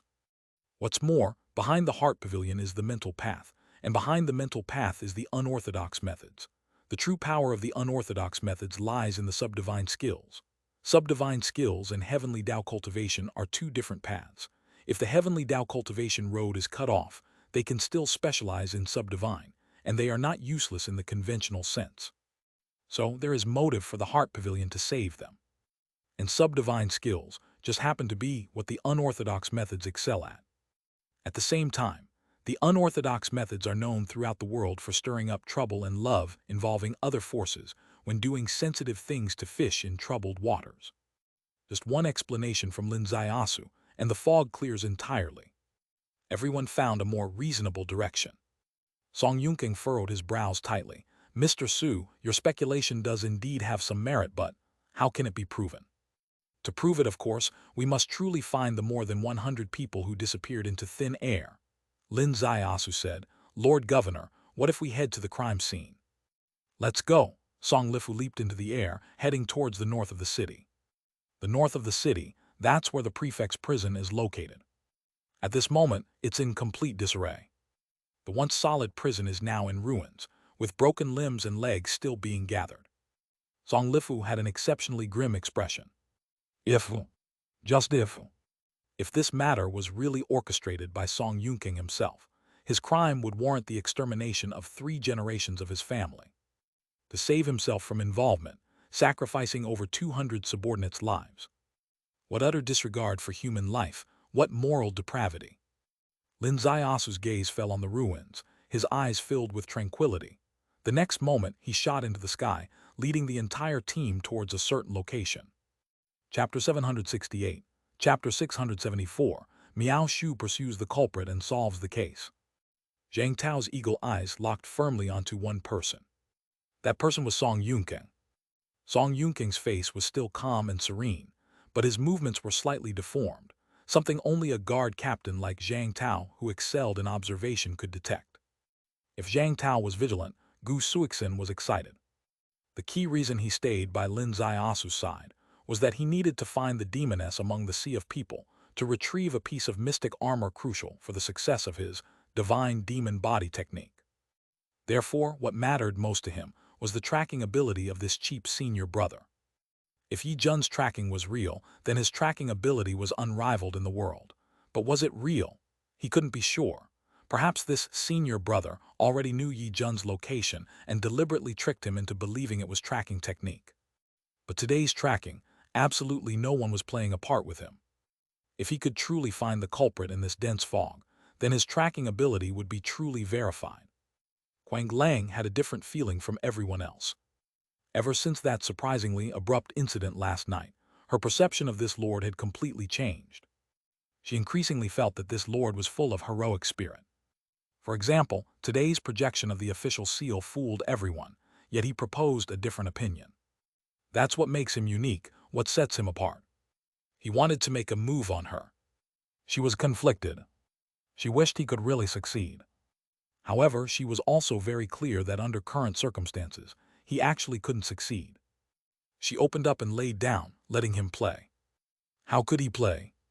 At most, he could only touch her small hill-like chest. He couldn't take her body. Too small in size, how could it fit? Next time, if he has the same intention, should she let him try? Whether successful or not is secondary. The key is to let him understand that she doesn't resist him. This is called the body not being in place, but the attitude is. For a moment, the decisive Quang Lang on the battlefield was thrown into disarray. Lin Zaiasu descended from the sky, landing in a backyard. Upon landing, the sound of silk and bamboo in the front yard suddenly went off-key. "This is Miao Yin Square," a prefect official shouted. Just after shouting, his face changed slightly, wishing to slap himself. Miao Yin Square, officially a music workshop, was actually a high-end brothel, something that everyone understood. He had come here many times before, and it was not a big deal, but what was today? The minister of the Ministry of Justice was present. The chief inspector, who specialized in probing issues, was present. He exposed his own visits to Miao Yin Square. Fortunately, at this moment, everyone's attention was not on this. Song Yunking's heart was pounding like a drum, lingering over one question: why? Why did he find his way here? How much did he actually know? Song Lifu glanced around, embodying the righteous stream in the officialdom, with the basic sensitivity befitting a minister of the Ministry of Justice at this moment. Footsteps resounded urgently. A round, chubby man came rolling and crawling out of the loft, followed by several neatly dressed managers, who ran to them and knelt. "Lord Governor has arrived. This humble one did not greet you from afar. Forgive my offense, my lords. Forgive this humble one." A circle of round heads just knocked down before Lin Zaiasu. Lin Zaiasu was gone. With one step, he had moved to a lakeside pavilion. Song Yunking shouted, "Mr. Su, this is the shopkeeper of Miao Yin Square. Whatever you wish to investigate, just ask him directly." Lin Zaiasu slowly turned back. "That's great. Why not ask the shopkeeper where this underground passage leads?" As his voice fell, his finger lightly traced the inside of the pavilion. Silently, the pavilion's floor tiles parted, revealing a passage. The shopkeeper stiffened his neck, just about to deny, but the underground passage had already opened. The entire crowd fell silent. Everyone's gaze was fixed on the small pavilion, including their team and the talented scholars and beauties indulging in romantic poetry inside Miao Yin Square. Song Lifu stepped to the pavilion, his gaze falling on the underground passage below. His eyes suddenly lit up. "Speak, where does this passage lead?" Sir, the chubby shopkeeper replied. "This passage leads to a basement. It is merely a storage place for miscellaneous items of the square." "Lord Governor," Lin Zaiasu turned back. "Since we're here, why not take a look at the storeroom of Miao Yin Square?" Song Yunkang's usually changeful face settled instantly, smiling. "If Mr. Su is interested, we shall accompany you on this journey." "Please, everyone." Lin Zaiasu lightly clasped his hand, leading the way. The crowd descended into the passage. The passage was not particularly spacious, sufficient for ordinary people, but for Quang Lang it was a little too low, forcing her waist to bend to 60 degrees. Lin Zaiasu's voice threaded into her ear. "You don't have to come in." "No, I'll go with you," Quang Lang reciprocated. Husband and wife acting as one. These 5 words drilled into Quang Lang's ears, causing her heart to stir in tumult. Yet she did not stop. Even if bent over, passing through this passage in the most embarrassing posture, she remained resolved to walk with him. Luckily, ahead lay a more spacious area, storing several hundred jars of wine. The rich aroma of wine lingered at the nose. "Mr. Su, it seems, this truly is Miao Yin Square's wine cellar," Song Yunking remarked. The chubby shopkeeper jogged over to the 2 men. "Lord Governor, honored lords, our square's wine is somewhat famous in Jiangnan. Since you've accidentally come to the wine cellar, the over 300 jars of aged wine before you shall serve as our square's tribute to the honorable lords. May I invite you to sit inside the square while I arrange for this wine to be sent to your residences." Chapter 769, Chapter 674, Miao Shu pursues the culprit and solves the case. Song Lifu glanced around, scrutinizing the wine cellar. He wanted to find something unusual, but clearly he found nothing. This indeed seemed to be the wine cellar of Miao Yin Square. A very straightforward wine cellar. This also fit the positioning of Miao Yin Square.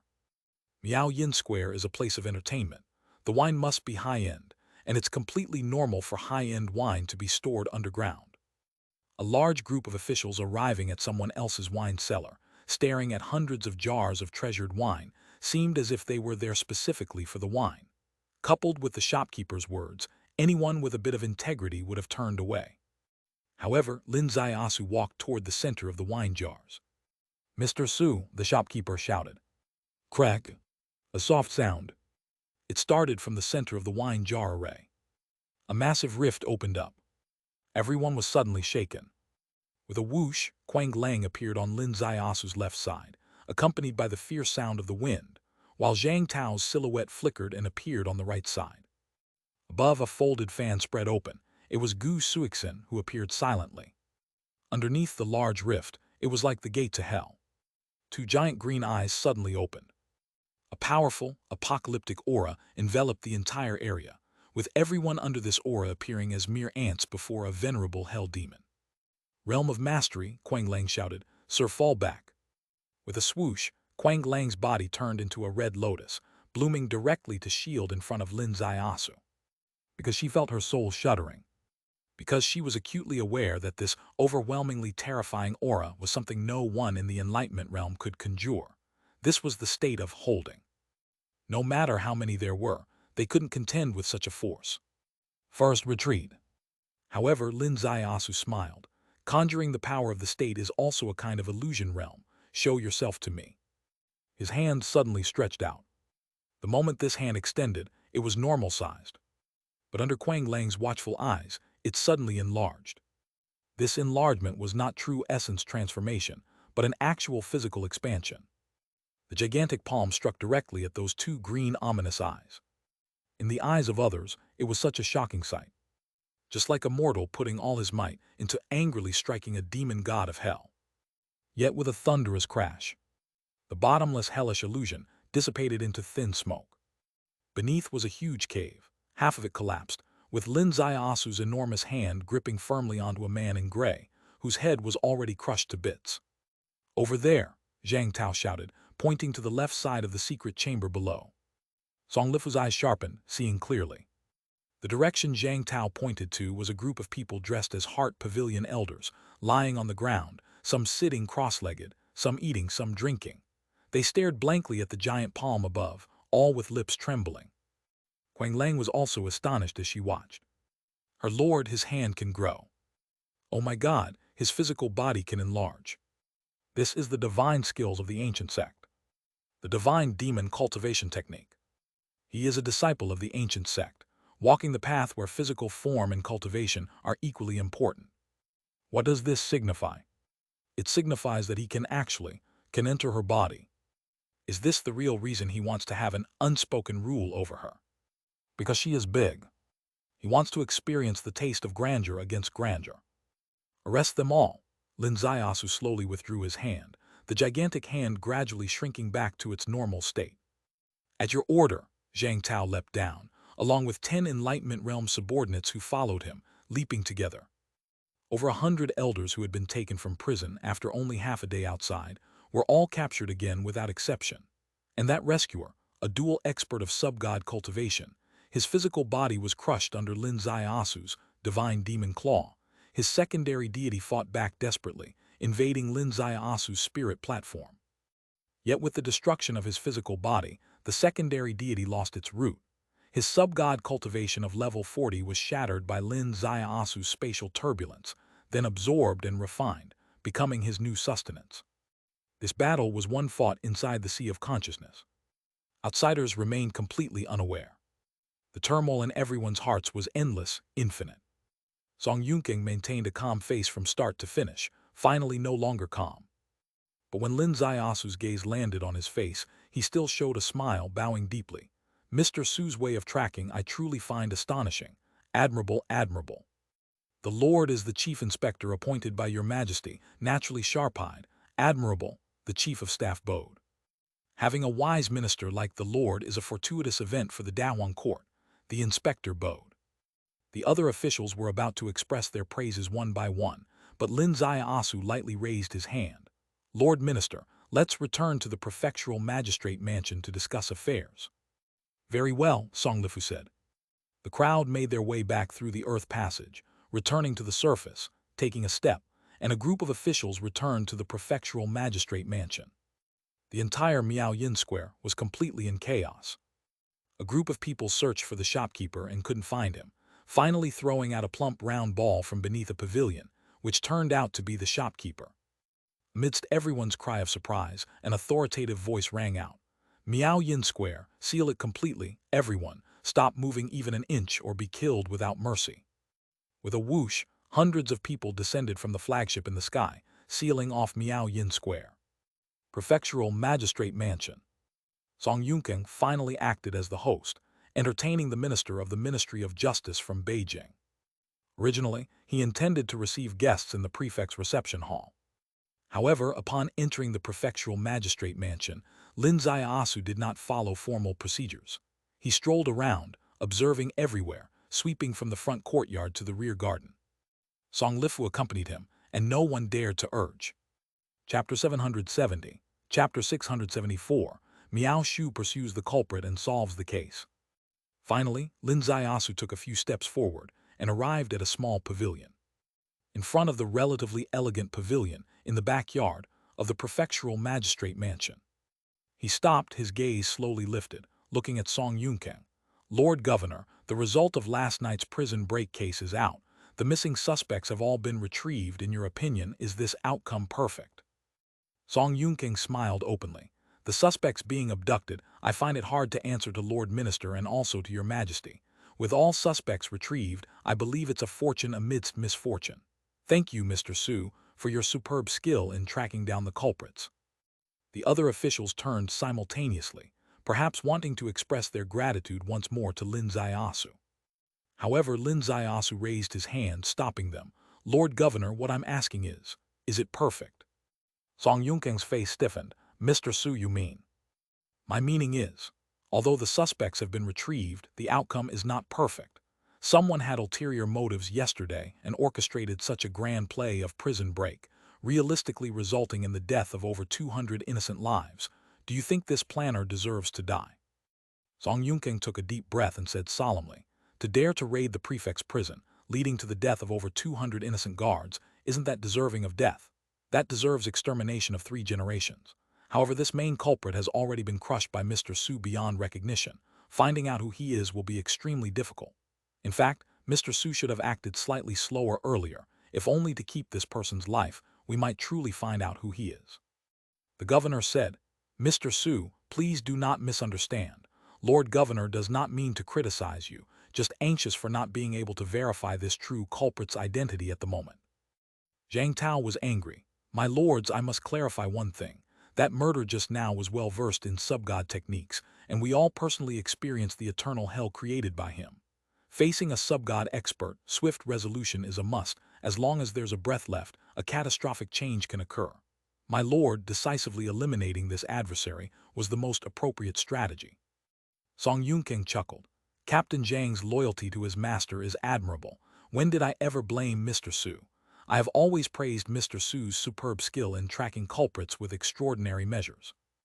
Zhang Tao was momentarily speechless. Huang Lang's chest rose and fell gently. You may not be openly blaming, but we aren't 3-year-olds who can't hear your insinuations. Aren't you all blaming him for not being able to trace the true culprit thoroughly and putting the blame on him? This is the officialdom. This is bureaucracy. Every word they say is not easily spoken. They are all people who speak without revealing what's in their stomachs. Lin Zaiasu smiled faintly. The murderer who died under my hand can no longer speak, but my lords, there is more than just him who can speak. Oh, Song Yunkang's eyes narrowed slightly. Mr. Su means we can still interrogate that shopkeeper. Song Lifu's heart moved slightly. Yes, that true culprit is dead. The dead can't speak, but that chubby shopkeeper didn't die and was captured by guards under Zhang Tao. Interrogating this person might break the case. Lin Zaiasu slowly shook his head. Still, let's first interrogate another person. His hand suddenly reached out. As his hand reached out, it seemingly extended infinitely. With a swish, it reached into the depths of the backyard. As he retrieved his hand, he had caught someone, dressed in green, wearing a scholar's cap, a gentle-looking old man. Mr. Xing, the governor's heart was suddenly shocked. Song Yunkang's face immediately stiffened. Mr. Su, this is the steward of our province. What could he possibly know? Lin Zaiasu said blandly. I also want to know what he was doing sneaking off to Miao Yin Square before last night's prison break. Mr. Xing trembled violently. My lord, I was at the prefectural magistrate mansion all night. Lord Governor can testify for me. I never went to Miao Yin Square. Mr. Zing, do you think that sneaking into Miaoyin Square at night where no one saw means you can deny? Lin Ziasu said. Unfortunately, you don't know that everyone has a unique life force. I only need to check on site to know who has been to Miaoyin Square and when, all in a glance. Well, why don't you tell me what you were doing at Miaoyin Square? The latter part of the sentence was suddenly whispered. His gaze locked onto the steward. At first, the steward's face was full of anger and tension, but suddenly, his face became blank. Song Lifu's eyes brightened, sub-god soul-suppressing technique. This was the technique he used that day to interrogate He Yun, the illegitimate son of the Dark Pavilion Master He Fanglu, in the Heart Pavilion. Under the sub-god soul-suppressing technique, everyone has to speak the truth. The steward droned, to notify people over there to send experts for the prison break. One sentence. The whole crowd was shocked. The prison break last night was actually personally invited by this steward. You audacious villain, Lord Governor Song Yunkang shouted in anger, his official seal in hand suddenly transformed into a giant hammer, crashing down from above towards the steward. This was the power of the Earth Tao, the power of the second-grade official seal, comparable to a full-force strike from the Enlightenment realm, and being in the prefect's office, the power of the official seal was 10 times stronger than outside. However, just as the hammer of the official seal was about to fall, a ray of golden light shot out from Song Lifu's hand. Zip! The golden light collided with the golden hammer descending from the sky, unleashing an extremely powerful shockwave, sending the surrounding officials flying simultaneously. The backyard wall collapsed with a loud rumble. Among the falling leaves, Song Yunking's face was as dark as water. Lord Minister, how can we allow such public officials to remain within? Song Lifu, holding his minister's seal, showed neither joy nor anger. Lord Governor, do you intend to let such scum remain, or are you worried about what such scum might say, which might be detrimental to you, and thus wish to kill him publicly to silence him? Chapter 771, Chapter 674, Miao Shu pursues the culprit and solves the mysterious case, Part 4. With a swift motion, Quang Lang and Zhang Tao appeared simultaneously beside Lin Ziasu. On this side, the official seals in the hands of the 2 second-rank officials intertwined with golden light. On Lin Ziasu's side, 2 master experts stood behind him, yet the golden light of the official seals could no longer illuminate the area where Lin Ziasu was. Song Yunkang said coldly, Lord Minister, this prefect respects you as the chief of staff of the court, but that does not mean you can frame and incriminate this prefect at will. Whether it's framing, please allow Lord Governor to listen to Mr. Su's interrogation, Song Lifu responded coldly. All the officials in the entire hall fell utterly silent. Not a leaf in the air was dared to be brushed away. Lin Ziasu said, Mr. Zing, continue. Who ordered you to do this? Everyone present was highly tense. Mr. Zing numbly replied, Prefect Song. With a swoosh, everyone's gaze instantly fixated on Song Yunkang's face. Song Yunkang's face was gloomy enough to drip water, completely unlike his usual demeanor, yet he still stood steadily. Why did Prefect Song order you to entice people from the mental path to come and raid the prison? Because a string of absolutely taboo words were laid bare under the sub-god soul-suppressing technique. Song Yunkang had been in collusion with the mental path for a long time. The 2 parties had always been exchanging interests. The mental path helped him rise effortlessly in the officialdom, getting promoted step by step, while he, in return, protected the Huzhu Heart Pavilion for the mental path. His dealings with the mental path were actually quite secretive, brokered by Yi Jun. These more than 100 elders, he originally intended to save from Lin Ziasu's hands and secretly send them back to the mental path, selling a favor to the mental path. But unexpectedly, the Ministry of Justice sent word that Minister Song would interrogate them personally. At this, Song Yunkang panicked. Although these 127 people did not know much about his and the mental path secrets, everyone knew the Lord Governor was one of their own. As long as this heavy information reached Song Lifu, Your Majesty would surely become suspicious of him, and his official path would also become unpredictable. Therefore, he couldn't let the Ministry of Justice's people come into contact with these 100+ people. He had to first resolve the immediate crisis of the Ministry of Justice's interrogation. Originally, there were 2 plans. One plan was to impersonate Zhang Tao with high-level experts and directly kill these 127 people before the Ministry of Justice arrived. However, Song Yunking himself dismissed this plan because he feared that such an impersonation might not fool the mental path. He was not afraid of being held accountable by the court, but he feared being held accountable by the mental path. In the end, he could only adopt this plan. The steward would notify Miao Yin Square, and Miao Yin Square would notify the Heart Pavilion's experts to come and raid the prison. The experts from the Heart Pavilion, disguised as people from the space-time path, were also arranged by Song Yunking, because only with the involvement of the space-time path could he truly intimidate Your Majesty, who would not dare to investigate the case closely, and might even be persuaded to halt the expedition to Jiangnan, thus helping the Jiangnan cultivation path achieve overall peace. Having escaped the predicament, the Jiangnan cultivation path would also feel grateful to the Heart Pavilion, thus forming a good cooperative relationship between the Heart Pavilion and the Jiangnan cultivation path. The interrogation concluded, and the steward slumped down weakly. Lin Ziasu slowly raised his gaze, fixing it on Song Yunking's face. Song Yunking also raised his gaze, staring coldly at him. "Lord Governor, is it your turn now?" Lin Ziasu asked.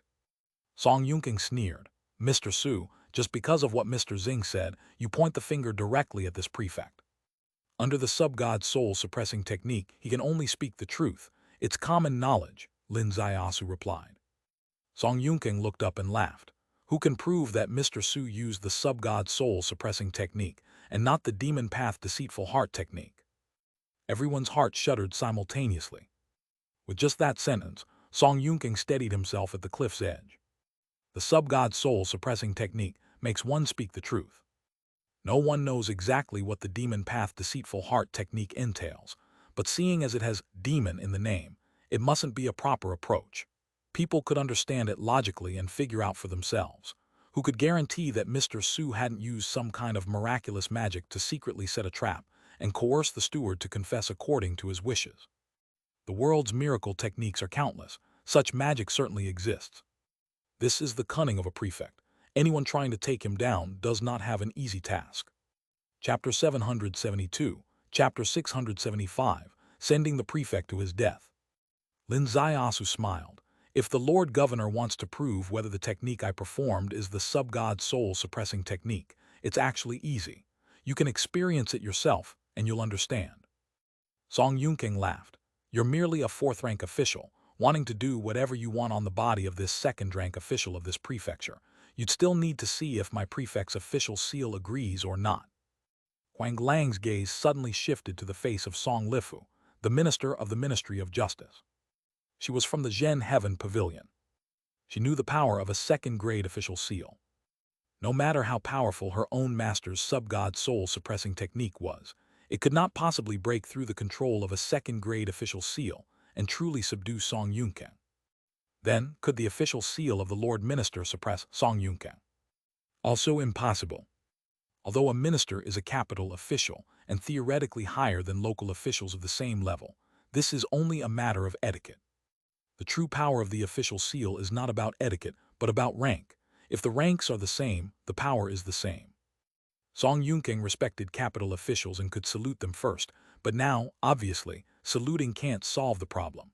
Lin Ziasu wanted to suppress Song Yunking's soul. How could Song Yunking let him behave recklessly? If he had to use force, Song Yunking was still the prefect at the moment, and he had a bunch of subordinates, all of whom were high-ranking officials of the third and fourth ranks. If everyone's official seal was taken out at the same time, it would cause the biggest scandal in the officialdom. And it still would not achieve the purpose of suppressing Song Yunking. Lin Ziasu smiled faintly. "The Lord Governor is very confident in speaking about the official seal, but do you know that today's matters are all under His Majesty's watchful eyes?" The smile on Song Yunking's face suddenly disappeared without a trace. His back seemed to burst into cold sweat. "Heavens, His Majesty! Watching all along." "Please, Your Majesty." Song Lifu raised his official seal into the air. A light point emerged from nothing. A figure appeared at the end of Wenling Hall. Dong! With a thud, Song Yunking knelt down. Boom!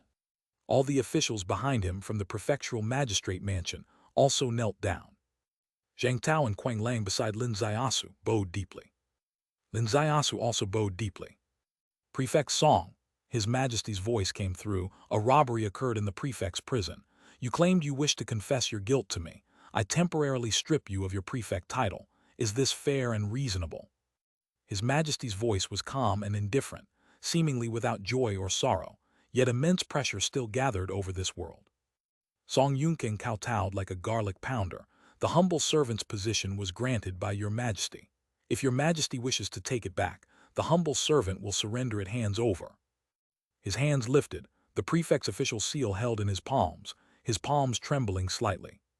"Very well." From the figure of His Majesty, a point of golden light leapt out, and the prefect's official seal flew up. This flight represented the removal of Song Yunkang's position as prefect. "Su Aiking." "I am here," Lin Ziasu bowed.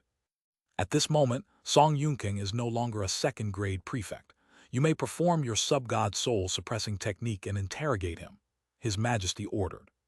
Song Yunkang's whole body shook violently. "Your Majesty, this thief possesses divine magic which can manipulate others' words for his own use. If I were to be interrogated by him, even I wouldn't know what shocking words I might say. If I offend your Majesty, I hope your Majesty won't take offense." His Majesty's face turned grim and did not respond. Lin Ziasu said, "Whether it's true words revealed under the soul-suppressing technique or fabricated charges under divine magic, there's a best way to differentiate, by matching with reality. Song Yunkang, a preemptive reminder, keep your spirit platform tightly guarded. Do not disclose the whereabouts of your embezzled funds. If those illicit funds are spoken from your mouth and are truly found in reality, your slander against me will be unmasked." Song Yunkang's whole body shuddered, and sweat poured like rain. His Majesty's heart shook deeply. He was delighted by wealth. Zhang Tao's eyes lit up brightly. "Is this also military path?" "His Majesty is most sensitive to immense wealth. You haven't even begun, and you've already struck His Majesty's most sensitive spot." Lin Ziasu activated the subdivine skill, and Song Yunkang's whole body's trembling ceased suddenly, and he became dazed. "Speak, do you have any connection with the mental path? Listen clearly, I'm saying the mental path, not the heart pavilion." "Yes." Just one word, and all the subordinates from the prefect's mansion broke into a cold sweat. Because of that one word, it was declared that Song Yunkang was in big trouble. "What specific associations?" "Case after case, with approximate times, places, people, and connections." His Majesty's face began to turn grim. Under normal circumstances, such absolutely secret affairs would indeed not be publicly investigated, but today he could not interrupt, because the point he was most concerned about had not yet come. Zhang Tao's eyes kept flickering. He kept pondering the thinking of the military path. Every action of the master seemed to follow the military path. Even asking these specific details had a purpose. These things could all be verified against reality. As long as they were verified, it distinguished between the soul-suppressing technique and fabricated charges. Fabricated charges can't correspond to reality, but these, each and every one of them, did. The subordinates behind the prefect's mansion felt chilled to the bone. The events revealed from Song Yunkang's mouth corresponded to various major events in reality, declaring one thing: Song Yunkang was not just in big trouble, he was completely finished. Because His Majesty absolutely couldn't allow someone laden with crimes, and known to the public, to continue serving as a regional official. This is the most terrifying aspect of Lin Ziasu's public trial. Without openly revealing his crimes, there was a possibility that Song Yunkang's career could be preserved. Once made public, his career would be undoubtedly ruined, as His Majesty could not risk the public backlash of having a thief in office. Chapter 773, Chapter 675, Sending the Prefect to His Death, Part 2. The final and most essential part is here. Where have you hidden your looted wealth? In the countryside of Beijing, in the underground cellar of Wuliezhuang, Song Yunkang answered. How much? Approximately 30 million desert gold, silver, jewelry, antiques, and calligraphy. I can't recall all at once. Your Majesty's eyes suddenly closed. He feared exposing his inner excitement. Lin Ziasu went to Jiangnan, took down 4 large forces, and altogether obtained over 30 million desert gold, already an unprecedented massive harvest.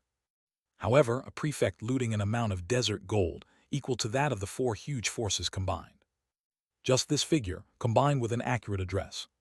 He must then modify the original setup. Your Majesty, I have finished my inquiry, Lin Ziasu reported back to Your Majesty. Your Majesty's eyes gradually opened, filled with, Fury. A prefect of a state ought to be the parents of a state, benefiting a state. Yet this thief colluded with an outer sect, extorted billions of people, personally orchestrated a tribulation prison case, causing over 200 innocent guards to die, a crime of great evil. Your Majesty slowly stood up. Imperial decree. Present. Haju Prefect Song Yunkeng, exterminate his 3 familial clans. As you command. Song Aking. At your Majesty's service, Song Lifu bowed. Haju's prefect position is vacant. You will temporarily assume the role of prefect, assist Su Aking, and let Haju return to peace soon. As soon as the words were spoken, the prefect's official seal landed in Song Lifu's hand. Song Lifu's whole body trembled. I accept the decree. The glimmer in the sky then disappeared. Your Majesty finally vanished. This time truly disappeared. All the subordinate officers of the prefectural magistrate mansion nervously stepped forward to greet Song Lifu, paying respects to this acting prefect. Only Song Yunkeng remained bewildered until the guards came to put heavy shackles on him. He suddenly woke up, struggled desperately, and shouted for your Majesty. Yet no one replied, and he was taken away just like that. An esteemed prefect, previously omnipotent in the court, reached the end of his road, ending with his 3 familial clans exterminated. The wealth he plundered was not mentioned at all in your Majesty's edict. But with the conclusion of extermination of his 3 clans, this wealth had an implicit understanding. Since the people were executed, the property naturally reverted to the national treasury. When Master Song left, he was fine, yet he won't return. Lin Ziasu's soft voice reached Song Lifu's ear. How do you feel? Cough. Song Lifu coughed. Everyone withdraw first. I shall take my leave. All officials withdrew, their steps all unsteady. Mr. Su, would you like to sit in the guest room? Song Lifu asked. Yes, Lin Ziasu walked shoulder to shoulder with him. Huang Lang and Zhang Tao exchanged glances. Both saw excitement in each other's eyes. The official has begun replacing the prefect, Zhang Tao said. Could you believe it? Huang Lang shook and then nodded, unsure of his inner thoughts. Maybe he wasn't thinking at all. Perhaps his mind was just in turmoil. In the guest room, the two sat down, waved away the maid, and Song Lifu sighed deeply. Mr. Su, I have a suspicion you set me up. Lin Ziasu feigned surprise. Master, you wrong me. Even if I had the courage of heaven, I wouldn't dare to set you up. Wouldn't dare? You even dared to set up His Majesty. Song Lifu gritted his teeth.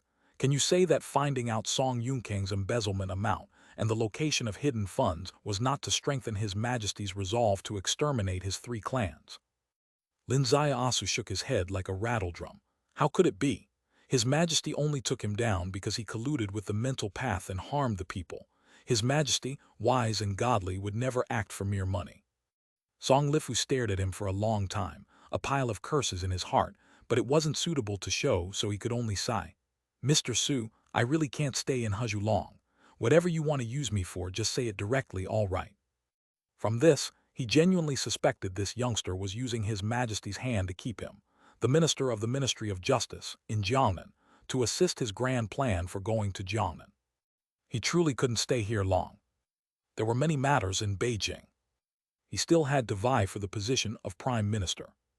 Remaining in Jiangnan, even as an acting prefect, who knows how long this acting would last.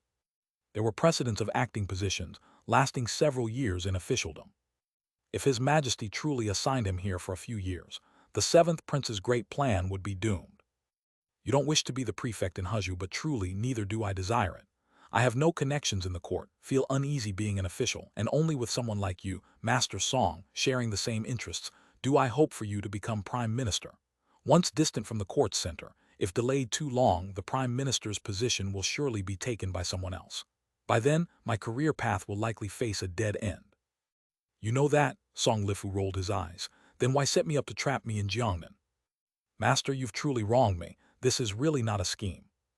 The entire situation was flawlessly controlled by you, every step within your expectations. I absolutely don't believe you couldn't foresee the outcome, Song Lifu said. Tell me, what should be done to let me quickly get away? Lin Ziasu said. Actually, Master, if you want to get away, it's easy. Find someone more suitable to be this prefect, wouldn't you then be freed? Someone more suitable? Whom have you set your eyes on now? Song Lifu said. You mustn't say the governor and inspector. When a state's prefect leaves, if no one is parachuted in from above, The most likely candidates to succeed would be the governor and inspector. These two are both third-rank officials, even with high-ranking secondary second-rank officials. Being one of the three titans of a state themselves, succeeding in rank can minimize the political risk. Chapter 774, Chapter 675, Sending the Prefect to His Death, Part 3. These two people are clearly on the same boat as Song Yunkang. Replacing them would change nothing in Huzhu. It clearly can't be them, Lin Ziasu said. Then who else is suitable? Song Lifu slowly lifted his head, peering into the vast sky. In his mind, he sifted through several assistant ministers in the 8 ministries of Beijing. Deploying an assistant minister to act as a prefect in a state is also customary. Who might be suitable? After some deliberation, he found that he couldn't think of a suitable candidate. The former crown prince had overseen governance for too long, a full 10 years. Not to mention that most prefects of each state were people of the former crown prince. Even the third rank and secondary second rank backup team were mainly the former crown prince's people. Song Lifu felt a psychological barrier to using people from this team, because from the start he was opposed to the former crown prince. There is someone, Lin Ziasu said, Zhejiang prefect Zhang Yuan. I wonder if Master Song understands him well. Zhang Yuan, Song Lifu's brow furrowed tightly. He's only a 4th-rank prefect, 4 levels away from a 2nd-grade prefect. Aren't you being too fanciful? Just 5 days ago, a 7th-rank county magistrate in Lijiang County was promoted to 4th-rank Lijiang prefect, which is a leap of 6 grades. Wasn't it similar? Lin Ziasu said. Mr. Su, you're mistaken, Song Lifu said. In your Majesty's perception, anyone below 3rd rank is insignificant. Don't use the promotion of officials below 3rd rank to define the upper echelon's rules. Master Song, you are also mistaken, Lin Ziasu said. In a calm court order, everyone consciously adheres to the rules of the officialdom. However, at a critical moment of rectifying chaos, it's necessary to break the rules. I believe your Majesty certainly doesn't wish for this hard-to-come-by 2nd-grade position to become merely a continuation of the old order, swapping soup without changing the medicine. Song Lifu's expression became rigid. Rectifying chaos. He used this term. This term is sensitive and heavy, but overall it's a neutral term. It's a term that can be used universally without breaking the law. Song Lifu understood the weight of this term in the current particular context. In the current world, everything seems peaceful and calm. However, in your Majesty's heart, there's a thorn, and that is, the team of officials was built by the Crown Prince over 10 years. With the Crown Prince gone, they are rootless and may not cause big waves. However, this team, in a certain sense, has all once stabbed in the back of your Majesty. Even if, for the sake of peace, this team is not completely removed, there still needs to be a driving nail within this group that belongs to himself. Therefore, your Majesty needs to break the rules and promote a group of people outside of convention to dilute the old order and gradually form his true core circle. Song Lifu doesn't lack understanding of this logic. He just found it difficult to accept the understanding of this young man for a moment. He lifted the teacup, exhaled lightly. Maybe in terms of order, you're right. However, Mr. Su, there's another point. The so-called unconventional promotion comes with a premise. The premise is that this prospective promotee must have a sufficient track record to support it. In Zhejiang Prefecture, the Qingshuan sect has caused harm for 100 years, leaving the people in great suffering and the local governance in chaos. The esteemed prefect plays the role of a Shankyu hermit, ignoring the hardships of the people. Do you think such a person is worthy of being in charge of a state? Lin Ziasu held up his teacup in silence. Song Lifu said, perhaps you too are one poisoned by Confucian teachings, thinking that as long as an official is virtuous, inaction is merit.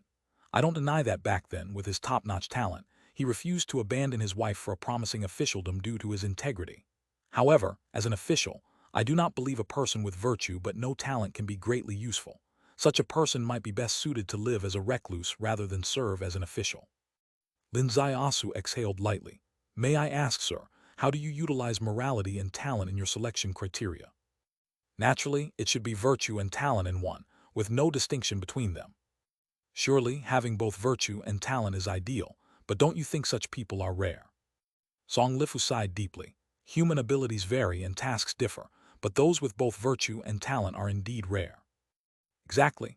Sir says I'm poisoned by Confucianism, and I see that you, sir, are poisoned by idealism. You imagine that all officials must have both virtue and talent. In fact, there aren't so many who possess both, whereas there are numerous positions awaiting fulfillment in this world. What should be done? They can't all remain vacant, can they? Therefore, I divide people into 4 categories. Those with both virtue and talent are considered superior. Next are those with virtue but no talent, then those with neither, and last are those with no virtue but with talent. Hold on, Song Lifu said. I agree with the first 2, but the latter 2 seem reversed, right? Those with neither virtue nor talent shouldn't be last. Why are they placed third while those without virtue but with talent are last? In administration, inaction isn't the most terrifying thing. The most frightening is reckless action. An official with neither virtue nor talent at most only embezzles a bit but lacks the ability to commit major catastrophes. However, an official with no virtue but with talent can easily ruin an entire state, Lin Ziasu said. Take, for example, the prefect of Huzhu, Song Yunkang. He is considered talented, right? Yet under his governance, all 11 prefectures have become martyrs to the sects. Do you wish he had less competence or more? Song Lifu remained silent. Lin Ziasu's theory of 4-tier talent evaluation shattered Song Lifu's long-held perspective on the selection of personnel. However, upon careful thought, he wasn't wrong. It's not scary if your official is mediocre and does nothing. It's terrifying if they're always doing things that shouldn't be done. If an official is mediocre, the worst for the people is treating it as raising a pig. Chapter 775, Chapter 675, Sending the Prefect to His Death, Part 4. But when an official is capable yet refuses to walk the righteous path, it becomes terrifying. He is not a pig, but a man-eating tiger. So you think this former champion scholar, now a recluse, is worth heavy use, Song Lifu said. Yes, after all, he ranks in the 2nd tier of selection standards. Lin Ziasu said, it's just the fault of this era, where those possessing both virtue and talent are extremely rare. In fact, at the beginning of every scholar's career, there's at least some desire to save the world, yet the court is a big dye vat. How many can remain true to their original intention? How many can maintain their own path? Song Lifu heavily swallowed his cup of tea, as if swallowing the sour, sweet, bitter, and spicy experiences of his decades. From this perspective, think again about this former champion scholar, who over these decades has always held fast to that simple original intention. How valuable is that? Lin Ziasu said. And Master Song, do not forget, his inaction may not be due to unwillingness, but because he was under Song Yunkang's thumb. Any of his political views were vetoed, and he couldn't control the fate of the people under his jurisdiction. It's not that he voluntarily secluded himself. A man in the court cannot help himself. This was something Song Lifu deeply understood. Let alone a minor magistrate. Even he, who was once a 2nd-grade minister of significant power, was oppressed to the point of losing all temper for a considerable period. His criminal justice propositions and his tough stance towards the sect couldn't be implemented, and he almost couldn't protect himself. From this perspective, he and the former champion scholar were actually fellow travelers. He slowly looked up. Mr. Su, what is the reason for your admiration of this champion scholar? To my knowledge, you've never even met him. But I have read some of his materials, Lin Ziasu said. Do you know what touched me the most? It was a concept he proposed when he first became magistrate. Oh, what kind of concept? He advocated for the children of farming families to enter sects, even specially entering the Qingshuan sect, having reached an agreement with Qingshuan sect for an admission quota of 1,000 children each year. Song Lifu frowned. This is building ties with the sect. He started out by forming ties with the sect too. No, sir, you're wrong. This is an extremely forward-thinking strategic vision. The world will eventually head toward integration. With children from farming families joining sects, then everyone becomes sect disciples. If noble children dare to oppress the common people, the farming children can naturally resist. In terms of sect background, everyone has a sect background, so the military resources of the sect cannot be controlled by the nobility, and matters will not be separated by position, returning to the justice and fairness inherent in the matters themselves. Song Lifu said, but he wasn't successful. Yes, he did not succeed because this plan was leaked to the sect. The sect realized he had ulterior motives to divide it, so they cleanly and thoroughly rejected the infiltration of farm children. Furthermore, Song Yunkang carried out political suppression against him, completely sidelining him. Song Lifu gazed at the sky for a long time. He was in Beijing, unaware of the land beneath his feet. He never thought that a former champion scholar, mocked by many, had once attempted a reform in this land in his own way. The reform hadn't succeeded, and he paid a great price for it. But should the footprints of pioneers be forgotten like this? Master Song, words can be deceptive, seeing is believing. Why not let me take you on a journey through the land of West River, Lin Zaiasu said. The two rose into the air and returned to West River. Under Zhejiang Prefecture's jurisdiction, there were 7 counties, somewhat overturning Song Lifu's perceptions. In his mind, the magistrate lived in seclusion for years, and his jurisdiction should have been chaotic. However, what they saw was peace. Men plowed, women wove, and they didn't seem to live any worse than other ordinary people. They even seemed to live somewhat better than the people of the other prefectures they passed by. They removed their official attire, transformed into ordinary merchants, and upon inquiring with the populace, all said they had a good county magistrate. Yes, in their mouths there was no mention of a magistrate, only of a county magistrate.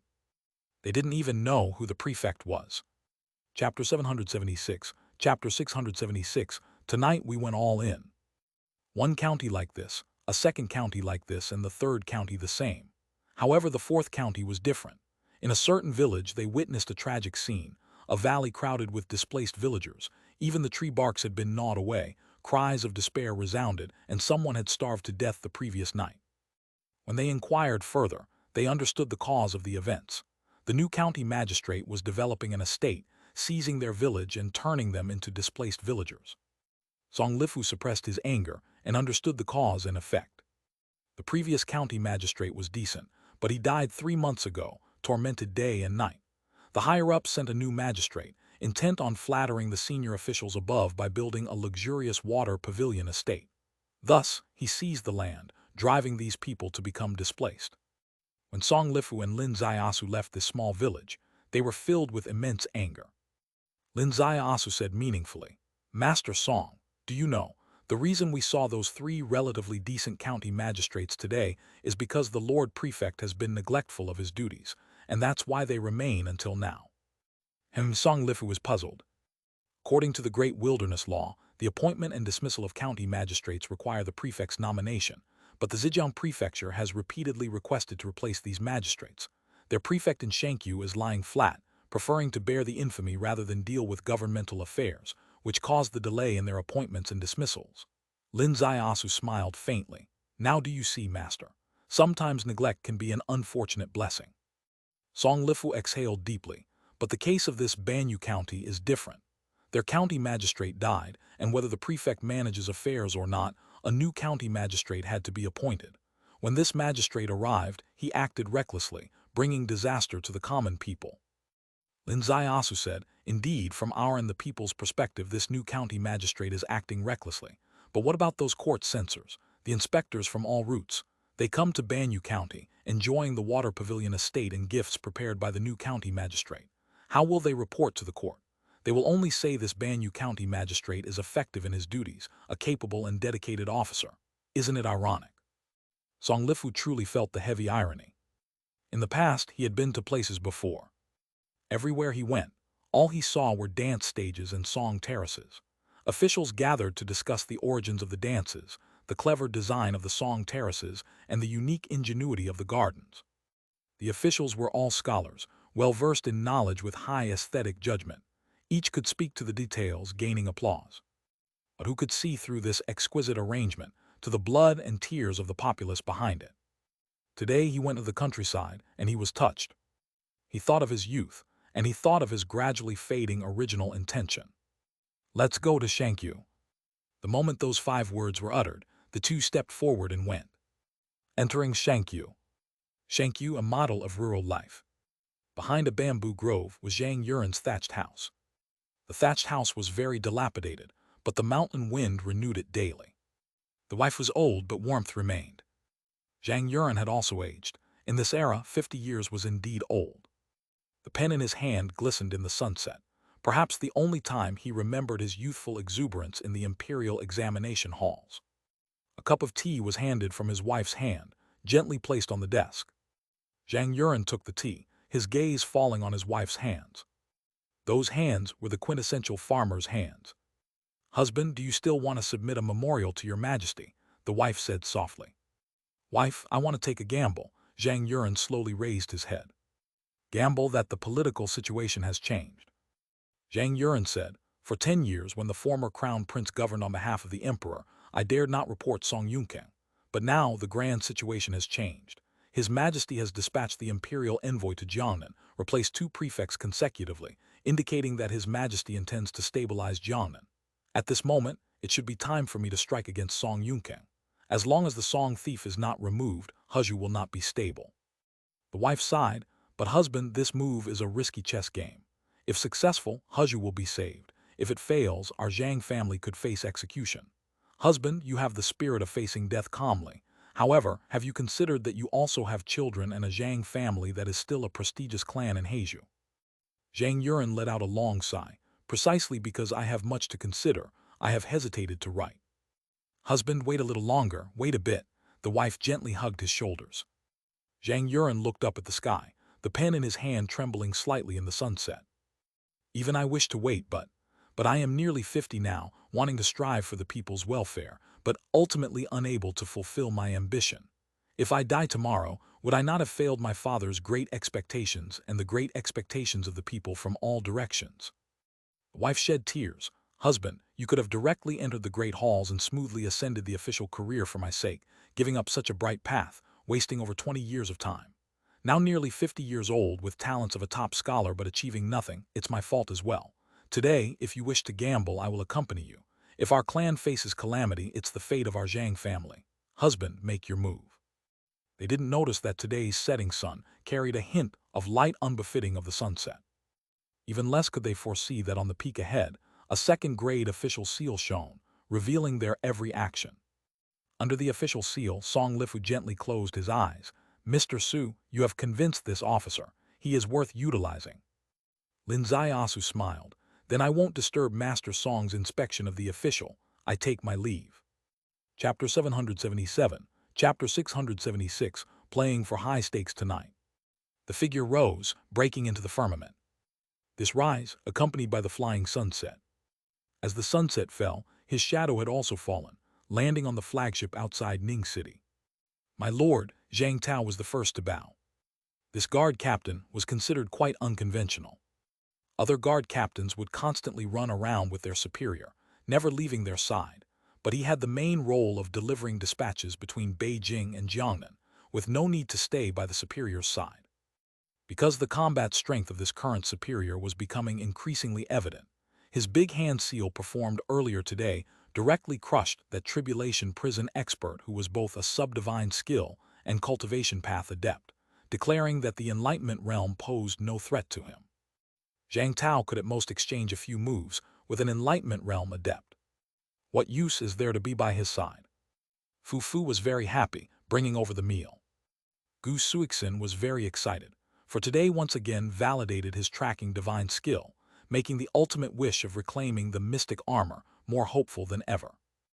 One unnoticed point was that Quang Lang really seemed a bit changed today.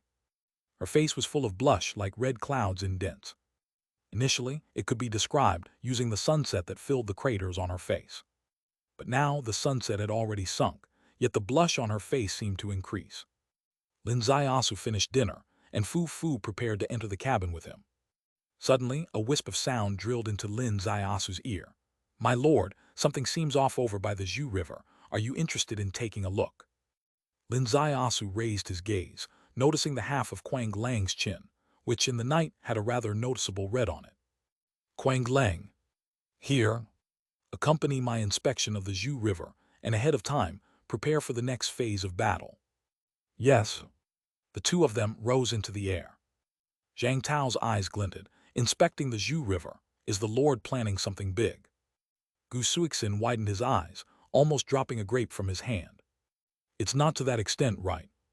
Did this guard captain notice something fishy?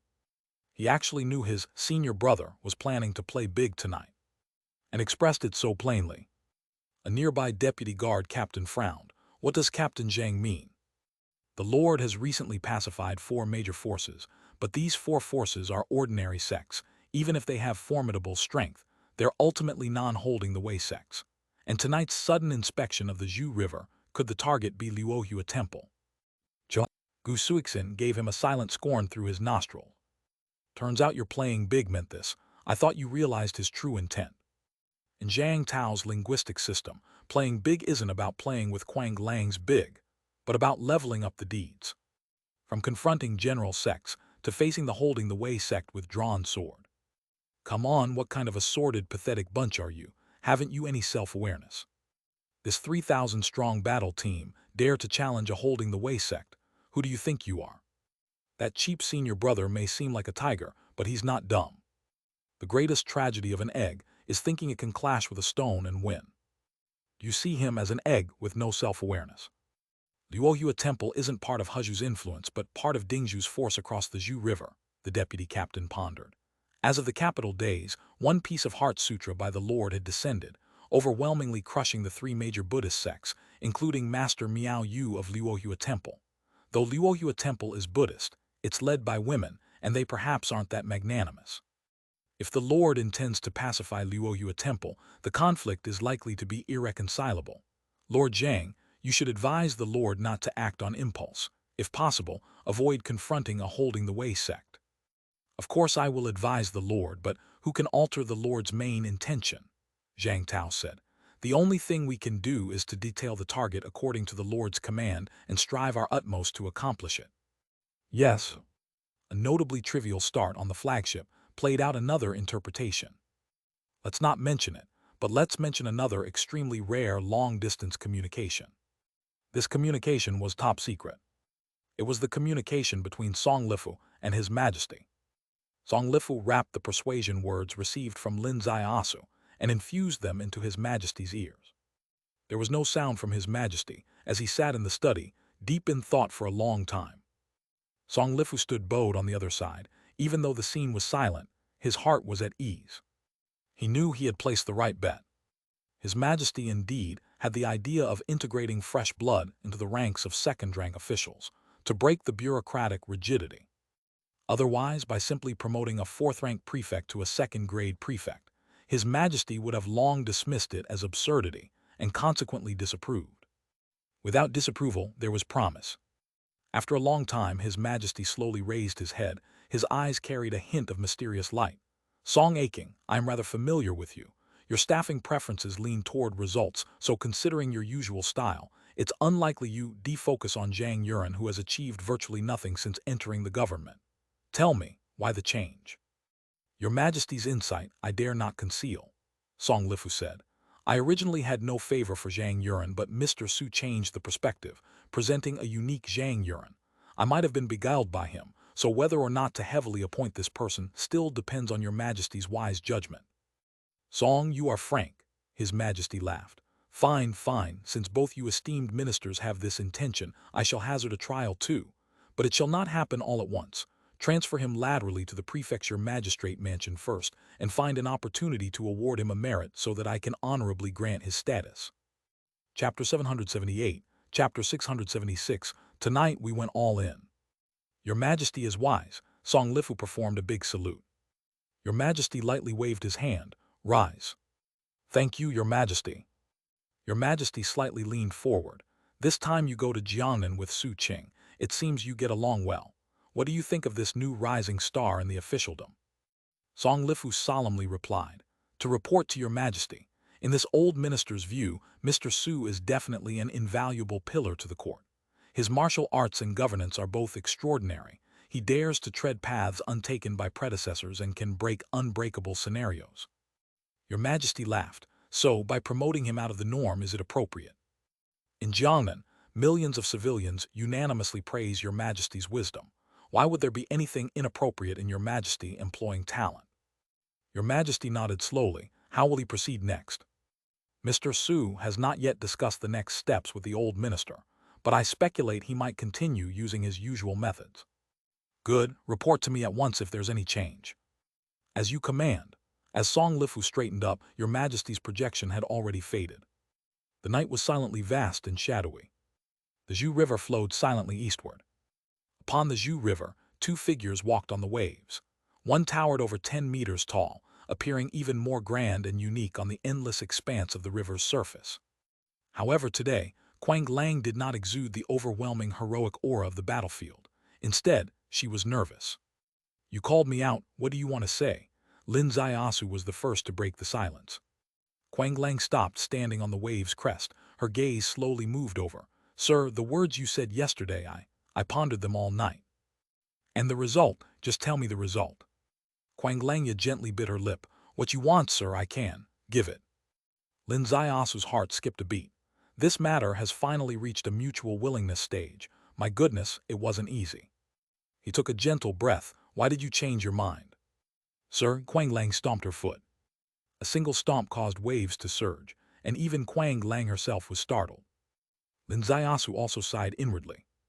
No matter what kind of woman, when encountering such matters, they always unconsciously reveal a girlish demeanor, like when faced with difficult questions, they'll stomp their feet.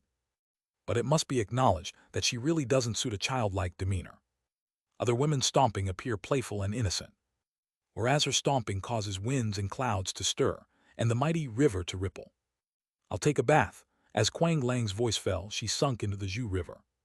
Lin Zaiasu also submerged into the Zhu River. Underwater, he saw a familiar scene. Quang Lang had already taken off her armor, revealing her body. Her body proportions were perfect, just a few times larger than a normal size. "Sir, come on," a wisp of voice entered his ear. Lin Zaiasu shivered. His clothes were removed, and the detached garments were casually sent into the inner space. Naked, the water revealed two bodies showcasing a beauty belonging to men and women, yet was extremely strange. One large and one small, the difference was significantly apparent. However, Lin Zaiasu's body began to expand. Soon the two became consistent in size. They gently embraced underwater, causing ripples to spread. Quang Lang closed her eyes, but as her body separated slightly, her eyes widened suddenly. Looking at the man before her, a mix of shock and joy washed over her. My gosh, it really happened. This girl finally has her day. Vortices formed on the river's surface. The river boat, thinking it encountered a sea monster, steered clear from afar. No one could have imagined that underwater, two supersized individuals were engaging in something that men and women do every day. Quang Lang, throughout the whole process, didn't close her eyes, watching this man as if wanting to remember every inch of his face and experience all kinds of sensations never ventured before. Her face at some point was flushed with red, her eyes filled with shyness and delight. Finally, as some most special feeling arrived, she closed her eyes. The Zhu River rippled countless times around them, as if trembling. Starlight hid within the clouds, and the rain that didn't fall yesterday finally poured down. The entire river surface turned misty and obscure. At some unknown time, Quang Lang's eyes slowly opened. Beneath her was him. Below him were the riverbank rocks. "Sir," she softly called, very lightly but with infinite meaning. Lin Zaiasu said, "The night before yesterday you showed clear resistance. Why did you change last night?" Quang Lang buried her head into his chest, quietly telling him the reason. The words were vague, but Lin Zaiopao, with strong logical thinking, organized them as follows. When he suggested that matter the day before yesterday, she didn't dare to believe it. Not that she was unwilling, but she thought he might not be able to do it. Until yesterday, she personally saw his hand could expand. If his hand could expand, then perhaps that part could too. So, Lin Zaiasu was filled with emotion. Gu Suixin, that bastard, leaving aside other matters, was really insightful about matters between men and women, revealing his technique of bodily change before her, and she did indeed take the initiative. Quang Lang spoke shyly about these matters, but as she spoke, her voice suddenly stopped, with a light exclamation of disbelief. "What is it?" My body, seems to have become smaller. Sir, truly I have become smaller." Quang Lang pointed with trembling fingers at a nearby tree. This tree, draped with her armor, had branches nearly reaching its roots, indicating the tree and her were of similar size. But now, she suddenly realized the tree seemed tall. The tree hadn't grown taller, it was she who had grown smaller. Lin Zaiasu realized it too. His heart pounded. This was indeed his true intention behind seducing Quang Lang, to break the curse of the heavenly Tao and shatter the curse of her fate. Chapter 779, Chapter 676, Tonight we went all in. This matter must not be told to her, nor should it be done with any ulterior motives. Because the heavenly Tao cannot be reversed. Only naturally occurring results align with heavenly will. He wrapped the serious rescue action in a layer of romance between men and women, and now, the result has finally appeared. Her body is no longer unusual. Upon careful sensing, the ground fire that was initially erupting within her no longer displays violent signs, and as expected, what Gu Suixin predicted came true. The spring of life he left in her body shattered the curse of the heavenly Tao, and her curse was lifted. How can this be? Quang Lang's heart pounded. Lin Ziaosu looked up at the sky and licked his lips. I didn't expect this either, maybe it's heavenly will. Shall we go again? There are many rocks by the river, I'll be below. Quang Lang gently turned over and lay down himself. By the river, there were sharp stones, but her special body was unharmed by external objects. Although Lin's body strength was not weaker than hers, it was also the first time in his life he experienced being taken care of by a woman. Putting aside the shackles of the heavenly Tao and letting go of ulterior motives, savoring the long-lost beauty, Lin Ziaosu finally felt an extremely comfortable and pleasant sensation. Quang Lang still hadn't learned to close her eyes during lovemaking, staring at him with wide eyes, filled with excitement, happiness, curiosity, and joy. To say at this moment, she might not look pretty, but she certainly wasn't ugly either. The pits and hollows on her face were just enlarged pores when her body was large. As her body shrank, the pores shrunk proportionately. Although her skin had weathered many storms and wasn't so fair and tender, at this moment, her full face blushing effectively turned that ordinary face into an aphrodisiac. Lin Ziaosu looked into her eyes, sharing in her joy, sending waves of exuberant emotions into the waves of the Zhu River. Quang Lang shivered, receiving it all, until the rain and clouds ceased. The waves calmed. The tranquil moment lasted long. Quang Lang gently hugged his back. Master, you have been exhausted over the past days. You should have a good sleep. Although she still used yesterday's address, her voice was filled with warmth. Just sleep like this. Lin Ziaosu fell asleep on her body, and Quang Lang gently stroked his hair. The gentleness of this action and this overwhelming love seemed to make the wind above the Zhu River turn gentle. Until dawn. Lin Ziaosu finally woke up. The rising sun appeared over the mountains, and the emerald-green river water rose and fell over their bodies. Return to the flagship. Quang Lang still retained her 10-meter-tall supersized form, with half an armor mask still covering most of her face. At this moment, it probably concealed the spring aura spreading over her face, as well as the pits and hollows regenerated with her expansion. Lin Ziaosu was still dressed in an official court uniform. From their expressions, absolutely nothing that occurred could be discerned. Only Gu Suixin, a voice penetrated Lin Ziaosu's ear. Brother Su, congratulations, congratulations. Lin Ziaosu glared at him fiercely, unwilling to answer, mainly because he didn't know what to say. Gu Suixin grew excited. Little brother offered you this idea, alleviating the worries about going to Jiangnan, which can be considered as credit. Could Brother Su invite me to the Immortal Music Pavilion to listen to some music? Lin Ziaosu was also speechless. Brother Gu, what time is this? Can you still be in the mood for Immortal Music Pavilion? Gu Suixin smiled. The pressing matter for Brother Su is to face the sect leader. Do you think the Immortal Music Pavilion is merely a leisure music venue? Lin Ziaosu was stunned. The Immortal Music Pavilion. He really didn't have any intelligence grasped. He truly only regarded this music pavilion as a place of entertainment in Ning City. Gu Suixin continued. The Immortal Music Pavilion is run by Hanyu Valley, which is one of the 8 great sects. One of the 8 great sects. Hanyu Valley. Lin Ziaosu picked up his teacup. Gu Suixin leaned slightly forward. If Brother Su plans to stabilize Jiangnan, eventually you can't avoid the sect leader. My personal suggestion is that you choose Hanyu Valley as the breakthrough point. Why?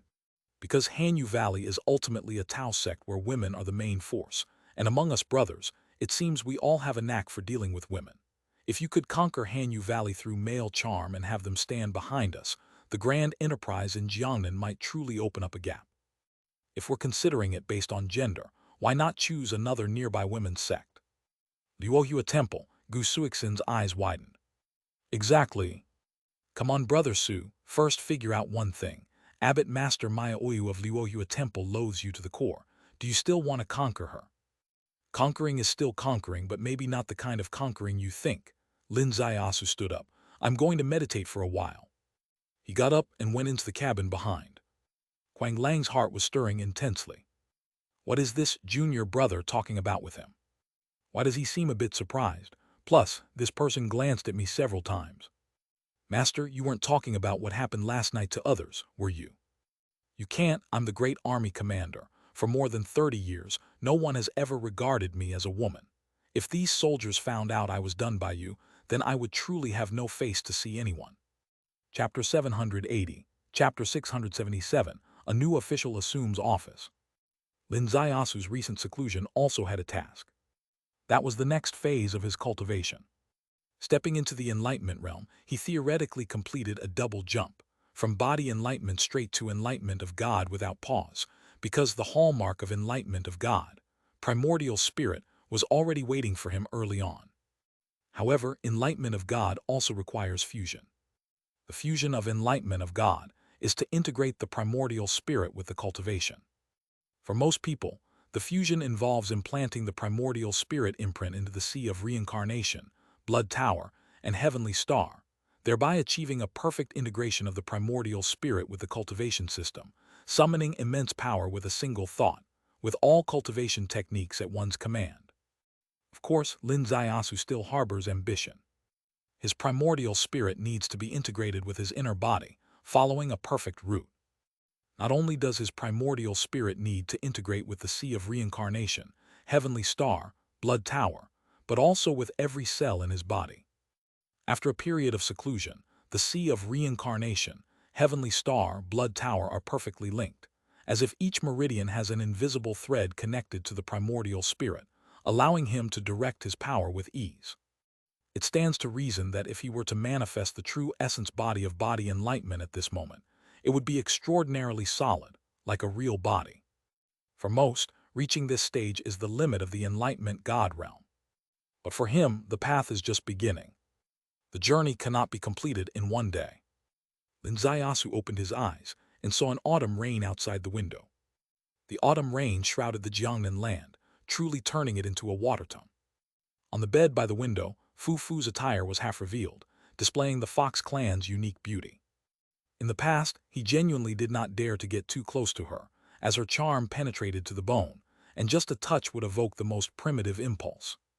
In the absence of an outlet for such impulse, whoever flirts with her would bring punishment upon themselves. But now he's no longer afraid.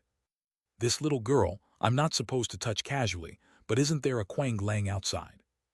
Although Quang Lang is not so beautiful, she has her merits, such as a tough body capable of withstanding even the wildest onslaught. The train of thought seemed to diverge here. However, just as he approached Fu Fu's bed, he suddenly stopped, because he saw a golden light of an official seal amidst the autumn rain. A fourth-grade official seal, coming toward the location of this troop. Lin Ziyasu's heart stirred, and he walked slowly toward the door. As soon as he reached the door, Zhang Tao's voice came from outside. "Sir, a guest has come." "Who?" Lin Ziyasu asked. As soon as his voice sounded, Fu Fu's eyes sprang open, and she leapt up with a swoosh. Once up, her disheveled clothes immediately changed, transforming into the familiar attire of a green-robed scholar. Huzhu Prefectural Magistrate Mansion, 4th rank record keeper Zhang Yuran. Zhang Yuran, 4th rank record keeper. Lin Ziyasu opened the cabin door, stepping out with Fu Fu simultaneously. On the flagship deck, the drizzling rain was isolated above, forming a towering arc over a dozen meters high. At the edge of the deck, an official stood respectfully. This person appeared to be in his 40s or 50s, with a scholarly appearance, exuding the aura of a literate man. It was precisely Zhang Yuran, whom Lin Ziyasu had earnestly observed through the official seal during his trip to Shenkyu yesterday. However, today's Zhang Yuran was markedly different from yesterday. He no longer looked like a recluse. He was spirited, like the legendary champion scholar once astride his horse parading through the streets, but now more mature and composed without his halo of old. Huzhu Recorder Zhang Yuran greets Mr. Su. Zhang Yuran bowed deeply, showing more respect than usual courtesy. Lin Ziyasu stepped forward and returned the salute. "Your special visit, Lord Zhang, humbles me." Zhang Yuran replied. Mr. Su led the Heavenly Iron Cavalry, pacifying bandits across 3 prefectures and rescuing millions from peril. These are the very actions I have aspired to for decades, sir. Upon hearing them, my heart has long been won over, and I wish to visit you sooner. However, at the time, as the disgraced Zhejiang prefect, it was inconvenient to visit. You did not hold my idleness against me, but instead recommended me vigorously before Minister Song, and His Majesty issued an overnight decree to transfer me to the prefectural magistrate mansion as a fourth-rank record keeper. Today, I have come to express my gratitude for your guidance and favor. He bowed deeply. This bow was no longer a peer's bow of equal rank, but a formal bow of gratitude toward a superior. On the flagship, rain and wind prevailed. The long wind blew, revealing Zhang Yuren's sparse white hair. Zhang Tao, Quang Leng, and the guards all had their hearts racing. They understood the identity of the man before them. He was Zhang Yuren, the Zhejiang prefect, and 23 years ago, the famed champion scholar. During their southward campaign, they first extinguished the Dongshuan sect in File Mansion, replacing the File prefect. The second pit stop saw them eliminate the Bapan sect in Lijiang prefecture, replacing the Lijiang prefect. The third saw the destruction of the Qingshuan sect in Zhejiang prefecture. At that time, Fu Fu left behind a classic teasing question, "Sir, are you changing the prefect again?" inciting uproarious laughter. However, Lin Ziaosu did not replace the Zhejiang prefect. It seemed as though he completely ignored this prefect. Yet it was just an appearance. In truth, he did not ignore this prefect. He strongly recommended this prefect to Minister Song Lifu, the chief of staff. This prefect, once completely sidelined in Zhejiang, smoothly ascended to the prefectural magistrate mansion as a fourth-rank record keeper. Today, he came specifically to express his gratitude. "Lord Zhang, this way please." Lin Ziaosu gently raised his hand, taking his hand. "Mr. Su, please," Zhang Yuren responded. They sat down by the tea table, and Fu Fu poured each of them a cup of tea. The guards, including Zhang Tao, all turned their backs simultaneously. Chapter 781, Chapter 677, The New Official Takes Office, Part 2. This is the standard action of a guard when talking with a superior. Even if the superior did not isolate using the official seal, as a guard, they absolutely cannot appear to be eavesdropping. "Lord Zhang, I do not deny that I've strongly recommended you to Master Song this time, but do you know why I did so?" Zhang Yuren said, "I do not dare to speculate, please speak frankly, Mr. Su." Lin Ziaosu said, "I recommended you for two reasons. First, your unwavering original intention is commendable. Second, in the upcoming chaos in Huzhu, I need your assistance." Zhang Yuren stood up, clasping his hands, thumbs down. "What instructions do you have, Mr. Su? I will not hesitate to perish." "Very well." Lin Ziaosu also stood up. "I want you to set off today, and within a day visit the remaining 7 major sects in Huzhu. Command the 7 sect masters to gather outside the Foreign Affairs Hall of the Prefectural Magistrate Mansion tomorrow morning." "Command." Zhang Yuren's eyes glowed brightly. "Yes, command," Lin Ziaosu said. "If they do not comply, inform them that I will personally lead the Heavenly Iron Cavalry to annihilate their sect and sever their legacy." "Yes." Zhang Yuren stepped into the air and took off. Lin Ziaosu's gaze lifted, watching as the figure disappeared into the misty rain. From this angle, this former champion scholar truly maintains his charisma. A voice came from beside him. "Sir, you sent this fourth-rank civil servant to deliver such a hardline message to the major sects. I fear there might be accidents." This was Zhang Tao's voice. Lin Ziaosu's gaze slowly fell upon his face. Zhang Tao clasped his hands. "Sir, what I mean is, as a civil servant, he's not very adaptable to the heavy pressure of sects. If those sects intend to show their might and suppress him, he might not be able to speak fluently, which could instead tarnish your reputation. Perhaps it would be better to make an adjustment, letting me be the order emissary." The deputy captain of the guards also clasped his hands. "Sir, I think what Lord Zhang says is quite reasonable. You have taken down 4 sects in succession, and the remaining 7 sects of Huzhu are already connected. From the information I have gathered, they intend to unite as one, and a decisive battle is imminent, morale being the priority. In my opinion, the first phase of this momentum struggle among the 7 major sects will not be compromised easily." Lin Ziaosu smiled. That both captains could see this layer already is quite remarkable, but you are only looking at the tactical level, unable to reach higher. "Higher?" Zhang Tao's brow furrowed slightly. Lin Ziaosu said, "Do you think your majesty dispatched Zhang Yuren to the prefectural magistrate mansion for this insignificant position just for this?" Zhang Tao shook his head, admitting that he wasn't deeply involved in political affairs. Lin Zaiasu said, "This position is merely a stepping stone. What your majesty wants is to give him a platform to establish achievements, paving the way for his next appointment. And his next position requires a strong ability to withstand pressure. If he cannot even deliver a message properly, what else can your majesty expect from him?" Zhang Tao's eyes flickered. "Sir, may I ask, what exactly is his next position?" This question was transmitted into Lin Zaiasu's ear, using divine sense. Lin Zaiasu responded with a smile, "Prefect of Huzhu." Zhang Tao's heart was overwhelmed with waves. "Prefect?" Yesterday, they had just taken down the former prefect Song Yunkang, and today they are promoting a small magistrate suppressed by Song Yunkang for over a decade. And it's a jump of 4 ranks, soaring to the skies. Is this real? If true, then you, sir, truly may become a legend in the political arena. Even in the top core circle with second-rank officials like Lord Zhang, you can still dominate as you wish. Thousands of words flowed through his heart. Zhang Tao gently exhaled. "Sir, the appointment of a second-grade prefect is no small matter, requiring both background and reputation. Is he capable?" "Being the champion scholar is his background. What he lacks is reputation," Lin Zaiasu said. "Therefore, I will stand shoulder to shoulder with him to carry out a grand operation against the sects in Huzhu, to tell the people of Huzhu that a better life comes from their new prefect Zhang Yuan." The giant waves in Zhang Tao's heart surged to the sky, turning into an indescribable tide. Sir's idea is so perfect. With your unparalleled merits in stabilizing the sects across the nation and your benevolent heart for the people, wherever you go, the people are deeply grateful. This kind of public sentiment is for the sake of a former champion scholar. Sir, oh sir, what a heart you have. In your next move to Jiangnan, how many people have you benefited? Your Majesty gained astronomical sums of money. Song Lifu cleared the long-standing difficult cases for the Ministry of Justice. The soldiers who followed you have already received 400 desert gold, equivalent to decades of military pay. The generals leading these troops have earned significant military achievements. You went a great lengths for Zhang Yuan's ascension route, even helping him to win the hearts of the people in Manju, clearing away obstacles. Yet you yourself, what have you taken? You have taken nothing. But you have placed yourself at the forefront of danger, drawing the intense focus of cultivation sects and bureaucrats across the world. What spirit is this? This is a spirit that is entirely altruistic, solely for the benefit of others.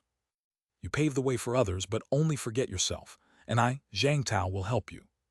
Regardless of life or death, I will follow you all the way." A thread of Gu Suixin's voice also reached Lin Zaiasu's ear. "Brother Su, you have made me feel quite emotional, that you would help Zhang Yuan so sincerely. Why?" "What do you think?" Lin Zaiasu squinted and replied. "I have thought long and hard," Gu Suixin said, "and feel there could only be one reason," he continued. "Zhang Yuan gave up everything for his first wife. Such a sentiment neither you nor I could achieve. To express our respect and compensate for the lack of pure romance in our lives, at the same time, we are grateful that he didn't use his champion scholar status to indulge in worldly beauties and indulgences, leaving us unscrupulous admirers enough benefit." Chapter 782, Chapter 677, The New Official Takes Office, Part 3. Lin Zaiasu rolled his eyes and responded with a heap of ellipses. "Let's talk about the remaining 7 major sects in Huzhu. If there were combat readiness levels in this world, the remaining 7 sects in Huzhu, Guangyuan sect, Jiyu sect, Qingshui sect, Lihuo sect, Yuxuan sect, Duanjian sect, and Jiuji sect, would undoubtedly be at level 1. Within Huzhu, the major sects have always fought over territory, resources, heavenly pride disciples, and sect prestige. They've battled fiercely across various fronts. However, when the Zhen Heaven Pavilion army arrived and forcefully eradicated 3 sects in one pavilion, the sects became uneasy. The sect masters of the 7 sects used magic artifacts to establish remote connection. Consensus was quickly reached. This time, the court's move to Jiangnan is not a joke, nor just a formality. It genuinely intends to suppress the sects. If the entire Zhen Heaven Pavilion army had been deployed, it might be understandable. But only a town-level unit has arrived. A mere town-level unit of 3,000 men intends to sweep Jiangnan. What are they thinking? They must be met with staunch resistance. Although Dongshuan, Ba Ben, and Qingshuan were annihilated, the lesson remains evident. Su Lin's army relies on arrays. Array defenses are formidable, yet they have limitations. Their effective range is at most 300 miles, meaning he can only tackle one sect. It's impossible to simultaneously deal with two. As long as a mutual defense alliance is formed, one sect under siege can be aided by the others. Watch if he dares make a move. And so, after such discussions, the 7 sects instilled confidence in each other. Yet as the sect master disconnected, the Guangyuan sect master gazed outside the window at the rainy sky, his brows darkened by a hidden gloom. "Sect master, can this alliance of 7 really be trusted?" asked the nearby great elder. "Under normal circumstances, I wouldn't believe that the Jiangnan sects can unite purely. However, the situation this time is unusual. Su Thief's approach to sequentially crushing sects is alarmingly clear. Only a fool wouldn't understand that aiding allies means aiding oneself. Maybe they can truly join forces this time," replied the sect master. "Then I'll arrange it immediately." "Go ahead and arrange it." The sect master raised his hand lightly. Suddenly in the sky, a golden flash appeared. A figure appeared, walking on the air, in a 4th-rank official uniform, holding a golden seal. On the 12 peaks of the Guangyuan sect, countless people stood simultaneously. The sect master and the great elder's expressions darkened in unison, their eyes locked onto the sky outside the window. A 4th-rank official, is it Su Thief himself? Su Thief's arrival always preluded the destruction of Dongshuan, Ba Ben, and Kingshuan, signaling the life or death of the sect. However, as the person in the sky approached, both the sect master and the great elder breathed a sigh of relief. The visitor was Su Lin, because Su Lin wasn't that old. The airborne figure reached the top of Sect Master Peak in a single step, and bowed slightly. "The chief inspector of the capital, Mr. Su Lin, invites Guangyuan Sect Master Ding Feilong to meet at the Huzhou Prefectural Magistrate Mansion's Foreign Affairs Hall tomorrow at noon."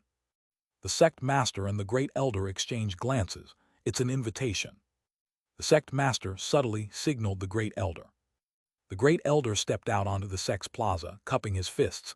"You've come at an unfortunate time. Our sect master is in seclusion, at a crucial stage, making it impossible to attend Mr. Su's appointment. Please report the truth to Mr. Su. The 7 sects have already formed an alliance. How could we accept your invitation? If anyone does, it's a betrayal of the alliance." Therefore the great elder outright refused. In the cultivation sects, an excuse for refusal is often seclusion. Seclusion, a matter concerning a cultivator's lifelong mission, must be accepted whether understood or not. Zhang Yuan in the air smiled faintly. "Seclusion, crucial, how crucial, more crucial than Guanyuan's millennium legacy." Upon hearing this, the great elder's expression darkened. "What do you mean, sir?" Zhang Yuan's expression also darkened. "I come today as a civil servant, with diplomacy first and military force second. If your sect master wishes to negotiate tomorrow at noon, please come to the Prefectural Foreign Affairs Hall. If unwilling, we won't force it. Later, a mighty force will pressure the border, and Guanyuan's millennium legacy will end up just like Dongshuan, Ba Ben, and Kingshuan." "This is too much." There was an instant roar. In the northwest, 100 elders rose into the air, their magical forms like a tide. Everyone glared with anger, murderous intent boiling. "You've come to our Guangyuan sect, treading on Sect Master Peak. Do you truly think Guangyuan has no one?" On the eastern peaks, 100 people rose simultaneously with magical forms. In the blink of an eye in the south and west, almost all elders rose into the sky. The great elder ascended in one step behind him like a 10,000-mile star river. At this moment, he revealed his Enlightenment Rules domain. Indeed, he is an Enlightenment Rules cultivator. Guangyuan sect only has 2 Enlightenment Rules cultivators, the sect master and him. All around were vast Dharma forms created by enlightenment of God and body enlightenment, and the great elder was the true God surrounded by these Dharma forms. The surrounding air was completely compressed. The sky full of wind and rain seemed unable to penetrate this space. Any official would be trembling, stripped of all authority in such an environment. Yet Zhang Yuan, hands behind his back, stepped toward the great elder amid the windstorm. The great elder's imposing power could halt ancient ferocious beasts, but not this former champion scholar. The great elder stopped before him, towering above, speaking lightly of sect destruction within the sect. "You know you're not tolerated by the sect." Zhang Yuan coldly replied, "What will happen?" Do you truly think we wouldn't dare kill you? The great elder said gravely. The surrounding elders chorused, indeed. Our sect will undoubtedly confront Sioux Thief directly. An early kill is still a kill. Kill this wretch. Chapter 783. Chapter 677. The New Official Takes Office Part 4. Kill. Kill. Kill. Said Yohata. Zhang Yuren laughed up to the sky, his voice echoing throughout the sect. With a collected laugh, Zhang Yuren stepped forward, raised his right hand, forming a knife shape, and pressed the edge of his palm against his own neck. Come. The entire venue fell silent. Everyone stared at the great elder's finger. With a single stroke from this finger, the head of the arrogant official before them would surely fall. Usually the sect dared not execute an official so brazenly, but it depended on the situation. The 7 sects have already formed an alliance, and a battle with the Sioux Thief is inevitable. If they are to kill, then why not now? What difference does it make? But the great elder did not act. He only stared intently at Zhang Yuren. Zhang Yuren smiled. My single life, what is it worth speaking of? Trading my life for the annihilation of the entire Guangyuan sect, the greatest shadow over the people of Lijiang Prefecture would vanish in an instant. The praises of countless people would sing my name, and I, Zhang Yuren, would become the most memorable official in the history of this land. My Zhang family's ancestors might even thank your sect for fulfilling this destiny. Great Elder, do you think I fear your action? Or do I hope you act? The whole venue was shocked. For a typical official, maybe everyone wouldn't believe he'd be so stubborn. However, he introduced himself. He is the one who rejected the offer of a first-grade official, only to preserve his integrity, Zhang Yuren. Such a madman truly disregards everything for fame. The great elder took a deep breath. Lord Zhang, you keep claiming to destroy my Guangyuan sect. Do you really think the 7 sects of Huzhu can just be at the mercy of your Mr. Su? Zhang Yuren said, Great Elder, your mention of the 7 sects of Huzhu confirms my understanding that the alliance of the 7 sects is already formed, correct? Exactly. Zhang Yuren sneered. The sect alliance is like a sandcastle. Under a gentle breeze it stands. Under a heavy burden it collapses. How laughable. The great elder's eyes flickered. What do you mean? Zhang Yuren said, if Mr. Su only had 3,000 Zhen Heaven soldiers, perhaps you might truly hope to unite and resist. But do you honestly think going to Jiangnan was Mr. Su's idea? Do you really believe the 26 armies of the Zhen Heaven Pavilion are just there for show? This is the heavy burden. When the heavy burden arrives, the alliance you built will immediately return to disorder and chaos. Today I will visit all your 7 great sects, offering each a chance to redeem itself. Your Guangyuan sect can forego this chance, but you must believe there will definitely be sects that will seize this chance instead. And on that day, don't regret why the one seizing the opportunity wasn't you but someone else. With this statement, the hearts of everyone in the sect were chilled by a northern wind. They were accustomed to seeing the army led by Su Lin as the sole crisis of the present, but Zhang Yuren's words hit the core. You think going to Jiangnan is solely Su Lin, Mr. Su's decision? That is your majesty. You think 3,000 Zhen Heaven soldiers comprise the entirety? The Zhen Heaven Pavilion has 26 more armies just like them. And these 27 armies form just one hall of the 8 halls in the Zhen Heaven Pavilion. You form a 7-sex alliance, dreaming of gaining absolute advantage against Su Lin's 3,000 troops, and perhaps you may succeed, but with 27 equally strong armies coming at you, what does your 7-sex alliance count as? In an instant, you will be torn apart, piece by piece. On that day, the alliance will surely revert to chaos. There will definitely be sects that will defect and surrender. Others can defect and preserve themselves. Why must you be the sacrificial lamb? The great elder took a long breath. Lord Zhang, our sect does not have to oppose the court, nor do we refuse to meet Mr. Su. It's just that the sect master is indeed in seclusion. There's no need to say more, great elder. If your sect cannot attend due to unforeseen disasters, it simply means your sect lacks the fortune, and the doom of your sect due to ill fate. Who can say it isn't destiny? Zhang Yuren stepped through the air, straight into the sky. Chapter 784. Chapter 678. Destroying another sect to shake Huzhu's cultivation path. The people below exchanged glances, and everyone's hearts were pounding. He completely disregards the specifics. Even if you present an irrefutable excuse, he doesn't counter it but instead tells you that if your sect master can't make it, then your sect is lacking a bit of luck. If luck is not on your side, It's your destiny to be wiped out. What is this called? This is called being unreasonable. This is called leaving no room for maneuver. As he took a step to leave, a voice suddenly came from the sect master's room below.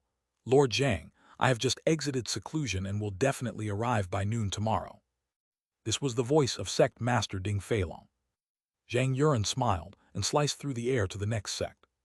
In one day, the 7 great sects. Zhang Yuan had experienced pressure. He had been on the brink of life and death, but the final result was that he reported to Lin Ziasu under the setting sun. The sect masters of the 7 sects personally promised to arrive by noon tomorrow. Lin Ziasu smiled. Among the 7 sects, which one is the leader of the alliance?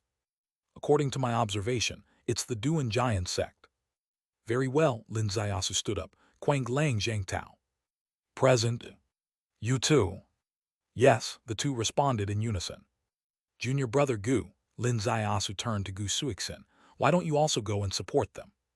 Gu Suixin nodded, as senior brother commands. Fufu, we enter Ning City tonight. Fufu was overjoyed, laughing like he wasn't a scholar. The next day, Ning City. For 2 days, the misty rain continued to linger, presenting a human painting of a city of misty rain, half a lake of gauze. In the north of the city, the prefectural magistrate mansion was ancient and elegant within the misty rain, and to its left, there was a hall named the Foreign Affairs Hall. This Foreign Affairs Hall was where the prefectural magistrate mansion official received foreign guests. Spacious enough, majestic enough. As noon approached, the sky was suddenly swept by dark clouds, as if a vast starry river appeared behind the clouds. A human figure stepped out, and behind him, the vast starry river was engulfed in flames. Atop the tallest restaurant in the city, an elderly man's eyes suddenly lifted with a strange color on his face. The cultivators beside him were all startled. Sect Master Kai Tianqiang of Crimson Fire Sect. It's been 10 years since he last entered Ning City. What major event has occurred for him to come this time? Someone beside asked. With a cracking sound, like the explosion of thunder, lightning streaked across the sky in the northwest, creating a different sky. Amidst the vast starry river, electric lights flickered chaotically. Sect Master Bai Meng of Jiuji Sect, someone recognized him. Almost simultaneously, the sky from 4 directions, east, south, west, and north, each underwent a change, displaying 4 different sky paintings. These were manifestations of enlightenment rules. Behind Guangyuan Sect Master Ding Feilong was a pitch-black Cheng Yi. Behind Jiyu Sect Master Li Jisheng was a tree with intertwining roots. Behind Qingshui Sect Master Sun Chang was the vast spring river, and behind Yuxuan Sect Master Zhang Huijun was a magical jade tower. In an instant, 6 enlightenment-level sect masters gathered in Ning City, sparking intense discussions in Ning City. What on earth has happened? With a whooshing sound, the sky's light and shadow fluctuated, and 6 sect masters simultaneously landed in front of the Foreign Affairs Hall of the Prefectural Magistrate Mansion. The wind still blew, the rain still fell, but in the eyes of the masses, it seemed that the wind and rain were no longer felt. Only the limitless charisma of the 6 cultivation experts was felt. As soon as the 6 of them arrived, they captured the attention of the whole city. Sect Master Kai, Bai Meng cupped his fists towards the Sect Master of Crimson Fire Sect. You've come too. The Sect Master of Crimson Fire Sect had a loud voice. Mr. Su Lin of Beijing specially invited us with impeccable courtesy. Though I am a cultivator, I am ultimately a man of etiquette. As the saying goes, if people respect me a foot, I respect them a yard. What harm is there in coming over to drink a glass of wine? Indeed, indeed, Qingshui Sect Master Sun Chang laughed beside him. The Jianghu isn't just about fighting and killing. It also involves human relations and customs. I originally didn't intend to come, but thinking about discussing the cultivation path with all of you, I decided to come. As they chatted, their words spread throughout the city, seemingly oblivious to everyone else. Under their brief exchange, any awkwardness they felt upon meeting in this city dissipated into nothingness. In the knowledge of the masses, their coming was definitely not because of being coerced by Zhang Yuan, but because Su Lin had been courteous first and specially invited them. Also, there were other fellow Taoists of the same level gathered to catch up. What harm was there in that? Fellow Taoists, please. Please. At this moment, the sky suddenly brightened. In that brightness, the misty rain seemed to step into midwinter. Within the vast starry river, a sword light emerged. With a tearing sound, It ripped through the sky of half the city. Accompanied by the crack of the sword light, a thin figure appeared out of thin air before everyone. Behind him, still that vast starry river within it, still that glimmer of sword light. Within a kilometer radius around the prefectural magistrate mansion, all the leaves seemed to be pulled by an invisible hand, swept into the cold wind and vanished. On the restaurant, the elderly man's pupils suddenly constricted. Sect Master Jian Qingshan of Duan Jian Sect. His hostility is quite strong. Who is it directed at? Another elderly man beside him murmured. Let's hope it's not directed at this Mr. Su. Otherwise, Mr. Su's grand project of going to Jiangnan might really meet its demise. What Junior Brother said is true, though Jian Qingshan may not have the deepest cultivation among the seven. As a sword cultivator, the actual combat strength of sword cultivators throughout generations far surpasses that of the same level cultivators, the first elder said. Outside the Foreign Affairs Hall, Guangyuan Sect Master Ding Feilong stepped forward with a smile to greet him. Sword Sect Master. The other few Sect Masters cupped their fists as well, addressing him as Sword Sect Master. Just as the elderly man in the restaurant said, on the cultivation path, strength reigns supreme. Jian Qingshan is a sword cultivator. At the same level of combat, these six are no match for him. Thus, Duan Jian Sect is regarded as the leader among the 10 sects of Huzhu, and Jian Qingshan considers himself the leader of the cultivation path in Huzhu. Chapter 785. Chapter 678. Destroying another sect to shake Huzhu's cultivation path, Part 2. Jian Qingshan's gaze swept over the 6 people before him, and he spoke coldly. I come here today, for reasons perhaps different from yours. I just want to see whether my fellow Jianghu friends in Huzhu will lose their prestige and dignity before a mere child. Sword Sect Master, you are overthinking, Ding Feilong replied with a forced smile. He genuinely felt guilty inside, because it was from his side that the Huzhu alliance was first breached. Ever since he agreed to today's meeting under Zhang Yuren's strong pressure, the offensive and defensive alliance they had established had already been broken. This could not be hidden, and it would certainly invite the collective disdain of the other 6 sects. But what could be done? As the Guangyuan Sect Master, I cannot put all my bets on you. I must find the best solution for the survival of my sect. What's more, agreeing to meet is not really a betrayal of the alliance. Gathering together to confront the Su thief face to face with many people emboldens us, saving oneself from bearing all the pressure alone. Isn't it a better way? I hope it is indeed my overthinking. Jian Qingshan took a step into the Foreign Affairs Hall. The other 6 followed in. Inside the Foreign Affairs Hall, there were 2 reception officers, whose hands were just cupped in greeting, smiles just appearing on their faces as Jian Qingshan walked past and took a few steps to sit down at the first chair on the left. He seemed utterly unaware of the 2 reception officers. The eyes of these 2 officials flickered with annoyance, but being seasoned 5th-rank officials in the officialdom, their composure was enough to maintain the calm on their faces. The 7 sect masters sat down in succession. 2 maids came forward to pour tea. Everything seemed peaceful and harmonious, but even the most oblivious person could tell that the atmosphere was extremely tense. These 7 people formed a huge aura, with the kind that bristled with spikes. Time passed slowly by. A quarter of an hour later, a loud voice came from outside the door. Lord Su, the chief inspector from the capital, and Lord Zhang, the Huzhu recorder, have arrived. The main door swung wide open. 2 silhouettes entered side by side. The officials' uniforms they wore were the same. Both were 4th-rank official uniforms. Their steps and demeanor were quite similar, both appearing refined. If there were differences, there were 2. One was the age difference, with Lin Ziaosu on the left in his 20s and Zhang Yuren on the right in his 40s. Secondly, their refinement was of different kinds. Zhang Yuren had a scholarly refinement, while Lin Ziaosu's was more a calmness of controlling the big picture.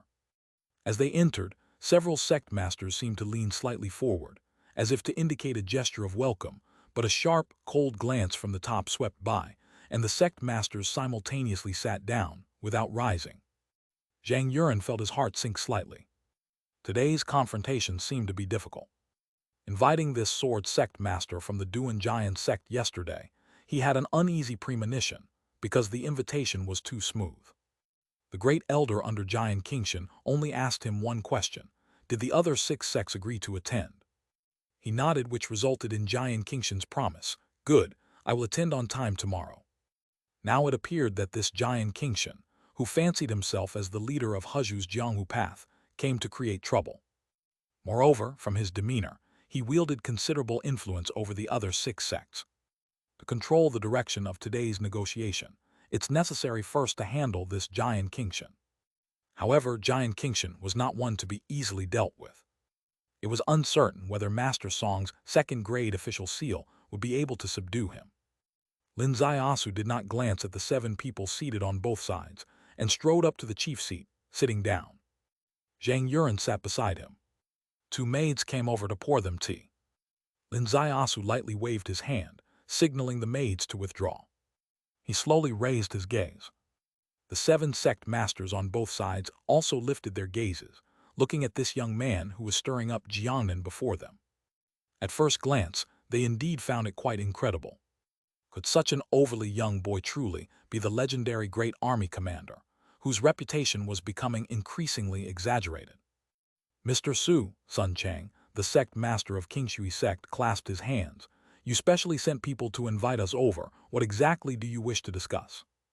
Lin Ziasu smiled faintly. Are you all anxious to get to the point? Ding Feilong spoke. People on the cultivation path are not accustomed to your officialdom's ways. Let's be direct.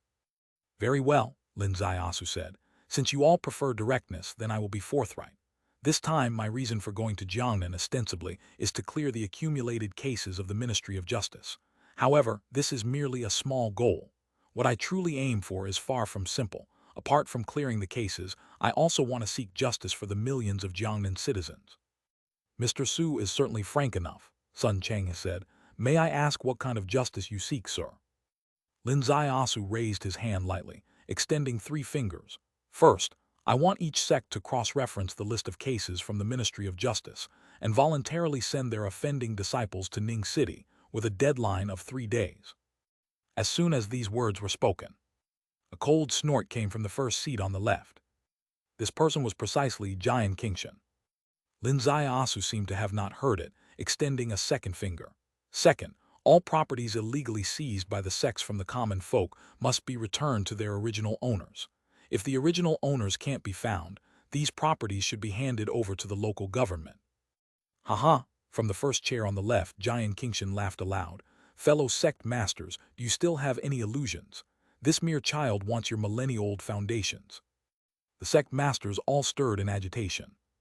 Indeed, as Giant Kingshan said, at the beginning they harbored hopes, with most sect masters even internally contemplating whether there could be a compromise, such as handing over a few offending disciples, and then using connections to bring them back.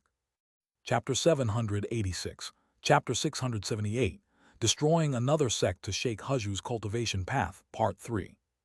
But Lin Ziasu spoke of 2 points. Not to mention whether the first point can be achieved. The key is that the second point is impossible for anyone to achieve. Over 1,000 or several thousand years, how much industry has been plundered by their sect? How could they possibly hand it over? Since it's already impossible to complete the transaction, why wait any longer? Not to mention how agitated they were. Even Zhang Yuren's heart was pounding wildly. He had analyzed Mr. Su. Mr. Su always demonstrated true skill from seemingly impossible situations, often finding marvelous solutions in dead-end scenarios. He even thought he could witness some brilliant plan of his today, but where was the brilliant plan? 2 sentences made things unmanageable. With this development, can they still negotiate? Is there any space left for a strategy to be implemented? How is this different from not negotiating and directly starting a fight? Lin Ziasu's gaze was like a sword, piercing toward Giant Kingshan. Giant Kingshan lifted a foot, placing one leg on the table before him, staring coldly at him. Giant Kingshan, Lin Ziasu said, do you know, you are very stupid. Only 10 words were needed. The sect masters of the 6 sects fell silent, because they suddenly discovered that the greatest conflict would not unfold between them and Lin Ziasu. There was someone whose conflict with Lin Ziasu was even sharper. That someone was Giant Kingshan. In all of Giant Kingshan's lifetime, no one had probably ever called him stupid to his face. Today he was insulted. This insult directly ripped away all the facades between him and Lin Ziasu. Giant Kingshan's pupils contracted, his hair suddenly motionless, and the wind and rain behind him seemed to completely freeze. Lin Zaiasu seemed to completely ignore this abnormality, saying indifferently, "You can't even see that today I need to destroy a sect to shake Huju's cultivation path." "Destroy a sect, haha," Jian Qingshan laughed up at the sky. Lin Zaiasu waved his hand, directly interrupting. "Quang Leng." Here, in the void, an image formed. In the image, Quang Lang stood under a great flag, like a war god of the sky. Beneath her was a black mountain, exactly the sect master peak of Duan Giant sect. Jian Qingshan's face suddenly changed. The faces of all the sect masters present changed completely. Today was supposed to be for negotiation. Lin Zaiasu was in Ning City, but who could have expected that his battle team would appear at Duan Giant sect without warning? Duan Giant sect master seeks their own death, fulfill him, a single word. Yes. As soon as Quang Lang's voice dropped, golden light descended from the sky, enveloping Duan Giant sect. This decisiveness, this resolve, not to mention that other sects received no message for aid, even if they had, even if they truly wanted to save, in fact, there was no time. Jian Qingshan stood up tall. This sudden rise. The sturdy rooftop of the Foreign Affairs Hall was like dust in a storm, swept up. The wind and rain in the sky instantly vanished completely. Only a huge starry sky remained. In the starry sky, countless cold stars transformed into a single sword. One sword slashed down, accompanied by Jian Qingshan's voice as cold as the everlasting glaciers of the northern kingdom. "Su Lin, your intent is to die sincerely. I shall grant your wish." Zhang Yuan was greatly shocked. His official seal was already in hand. But at this moment, he was facing an infinite galaxy that gave him the illusion that the official seal was a worldly item. How could it reach the ninth heaven? Song Lifu in the prefectural governor's hall was observing this scene in the foreign affairs hall with his official seal, suddenly saw this sword. His heart almost leaped out. "You brat, what kind of negotiation is this?" With a raise of his hand, the official seal soared through the sky. If Jian Qingshan's sword was the night sky, then Song Lifu's second-grade official seal was the dawn illuminating that sky. However, even the dawn couldn't stop the unmatched sword light. The sword light swept over the second-grade official seal, and the seal lost its color of dawn, becoming a mere light in the midnight. Song Lifu's face suddenly darkened. He underestimated Jian Qingshan. He underestimated the strength of a sword cultivator in the enlightenment realm. A sword cultivator was not an ordinary enlightenment realm. He was almost at the peak of enlightenment. A second-grade official seal could withstand a normal enlightenment strike, but against an enlightenment plus sword cultivator beyond the ordinary, the seal couldn't stop him. The entire city was astounded, including the restaurants, including the brothels, including the three most famous pavilions in Ning City. Miao Yin Square, Tianyan Pavilion, all music ceased. Only Xianyan Pavilion emitted a single note of the zither, traveling far amidst the city's sword Dao frenzy, appearing infinitely lonely. Originally, what was happening in the Foreign Affairs Hall, no one could see clearly. But now, the roof and the four walls of the Foreign Affairs Hall were directly shredded to pieces by sword chi, and everyone in the hall was exposed to the public. The sword, carrying an increasingly fierce storm, slashed toward Lin Zaiasu. The other end of the sword, like a venerable heavenly immortal. The entire Ning City under this sword was like a candle in the wind. Watching as this sword was about to turn Lin Zaiasu and Zhang Yuan into blood-mist dust. Suddenly Lin Zaiasu raised a hand, long sword in hand. With the sword drawn, the sword Dao storm brought by Jian Qingshan suddenly slowed. In Jian Qingshan's eyes, there was suddenly shock. Lin Zaiasu turned his sword light, and the world under the sword transformed back into misty rain Jiangnan. Jian Qingshan's entire body shook violently, eyes wide open, finally filled with intense terror. He let out a long howl. The sword light from the nine heavens suddenly expanded. At this moment, truly like a heavenly sword, it was the culmination of his millennium cultivation, an attack wielding his full combat power. However, all the power, all the wonders, all the foundation of his sword Dao, entering this misty rain Jiangnan, could only chop down a few eccentric flowers. The 100 flowers scattered, a flower flew up. What flew up was a flower, but even more so an unpredictable space. Chapter 787, Chapter 678, Destroying Another Sect to Shake Huju's Cultivation Path, Part 4. Poof! With a soft sound, Jian Qingshan's head transformed into a mist of blood out of thin air, and the starry river behind him disintegrated inch by inch in a very eerie rhythm. Bang! Giant Kingshin's headless corpse fell heavily, collapsing in front of Lin Zaiasu. The long sword in Lin Zaiasu's hand vanished into thin air, and a folded fan appeared instead, which he lightly waved, dispersing the blood mist before him.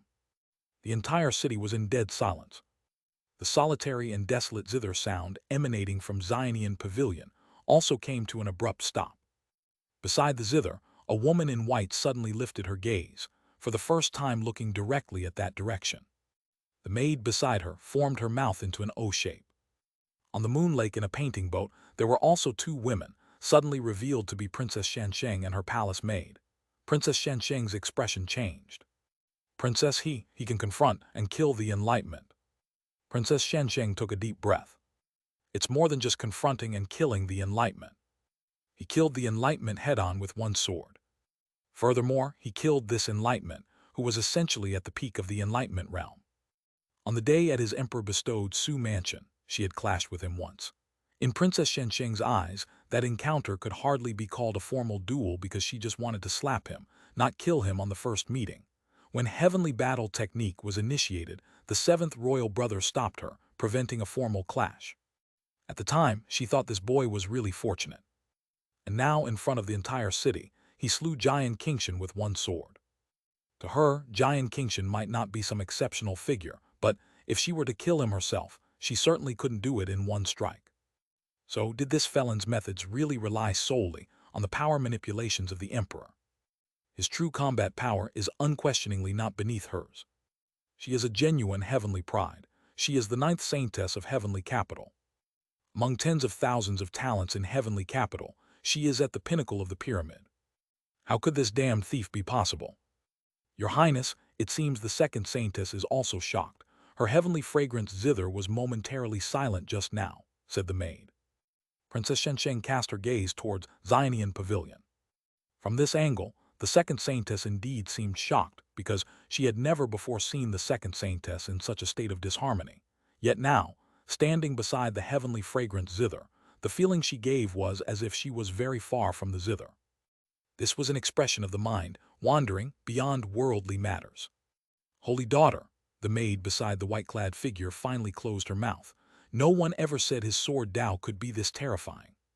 The white-clad saintess lightly let her finger fall, and the strings of the heavenly fragrance zither vibrated with a hum. The sword Dao itself isn't worth mentioning. The terrifying reason is just that he has appended the spacetime Tao. Why does he understand the spacetime path?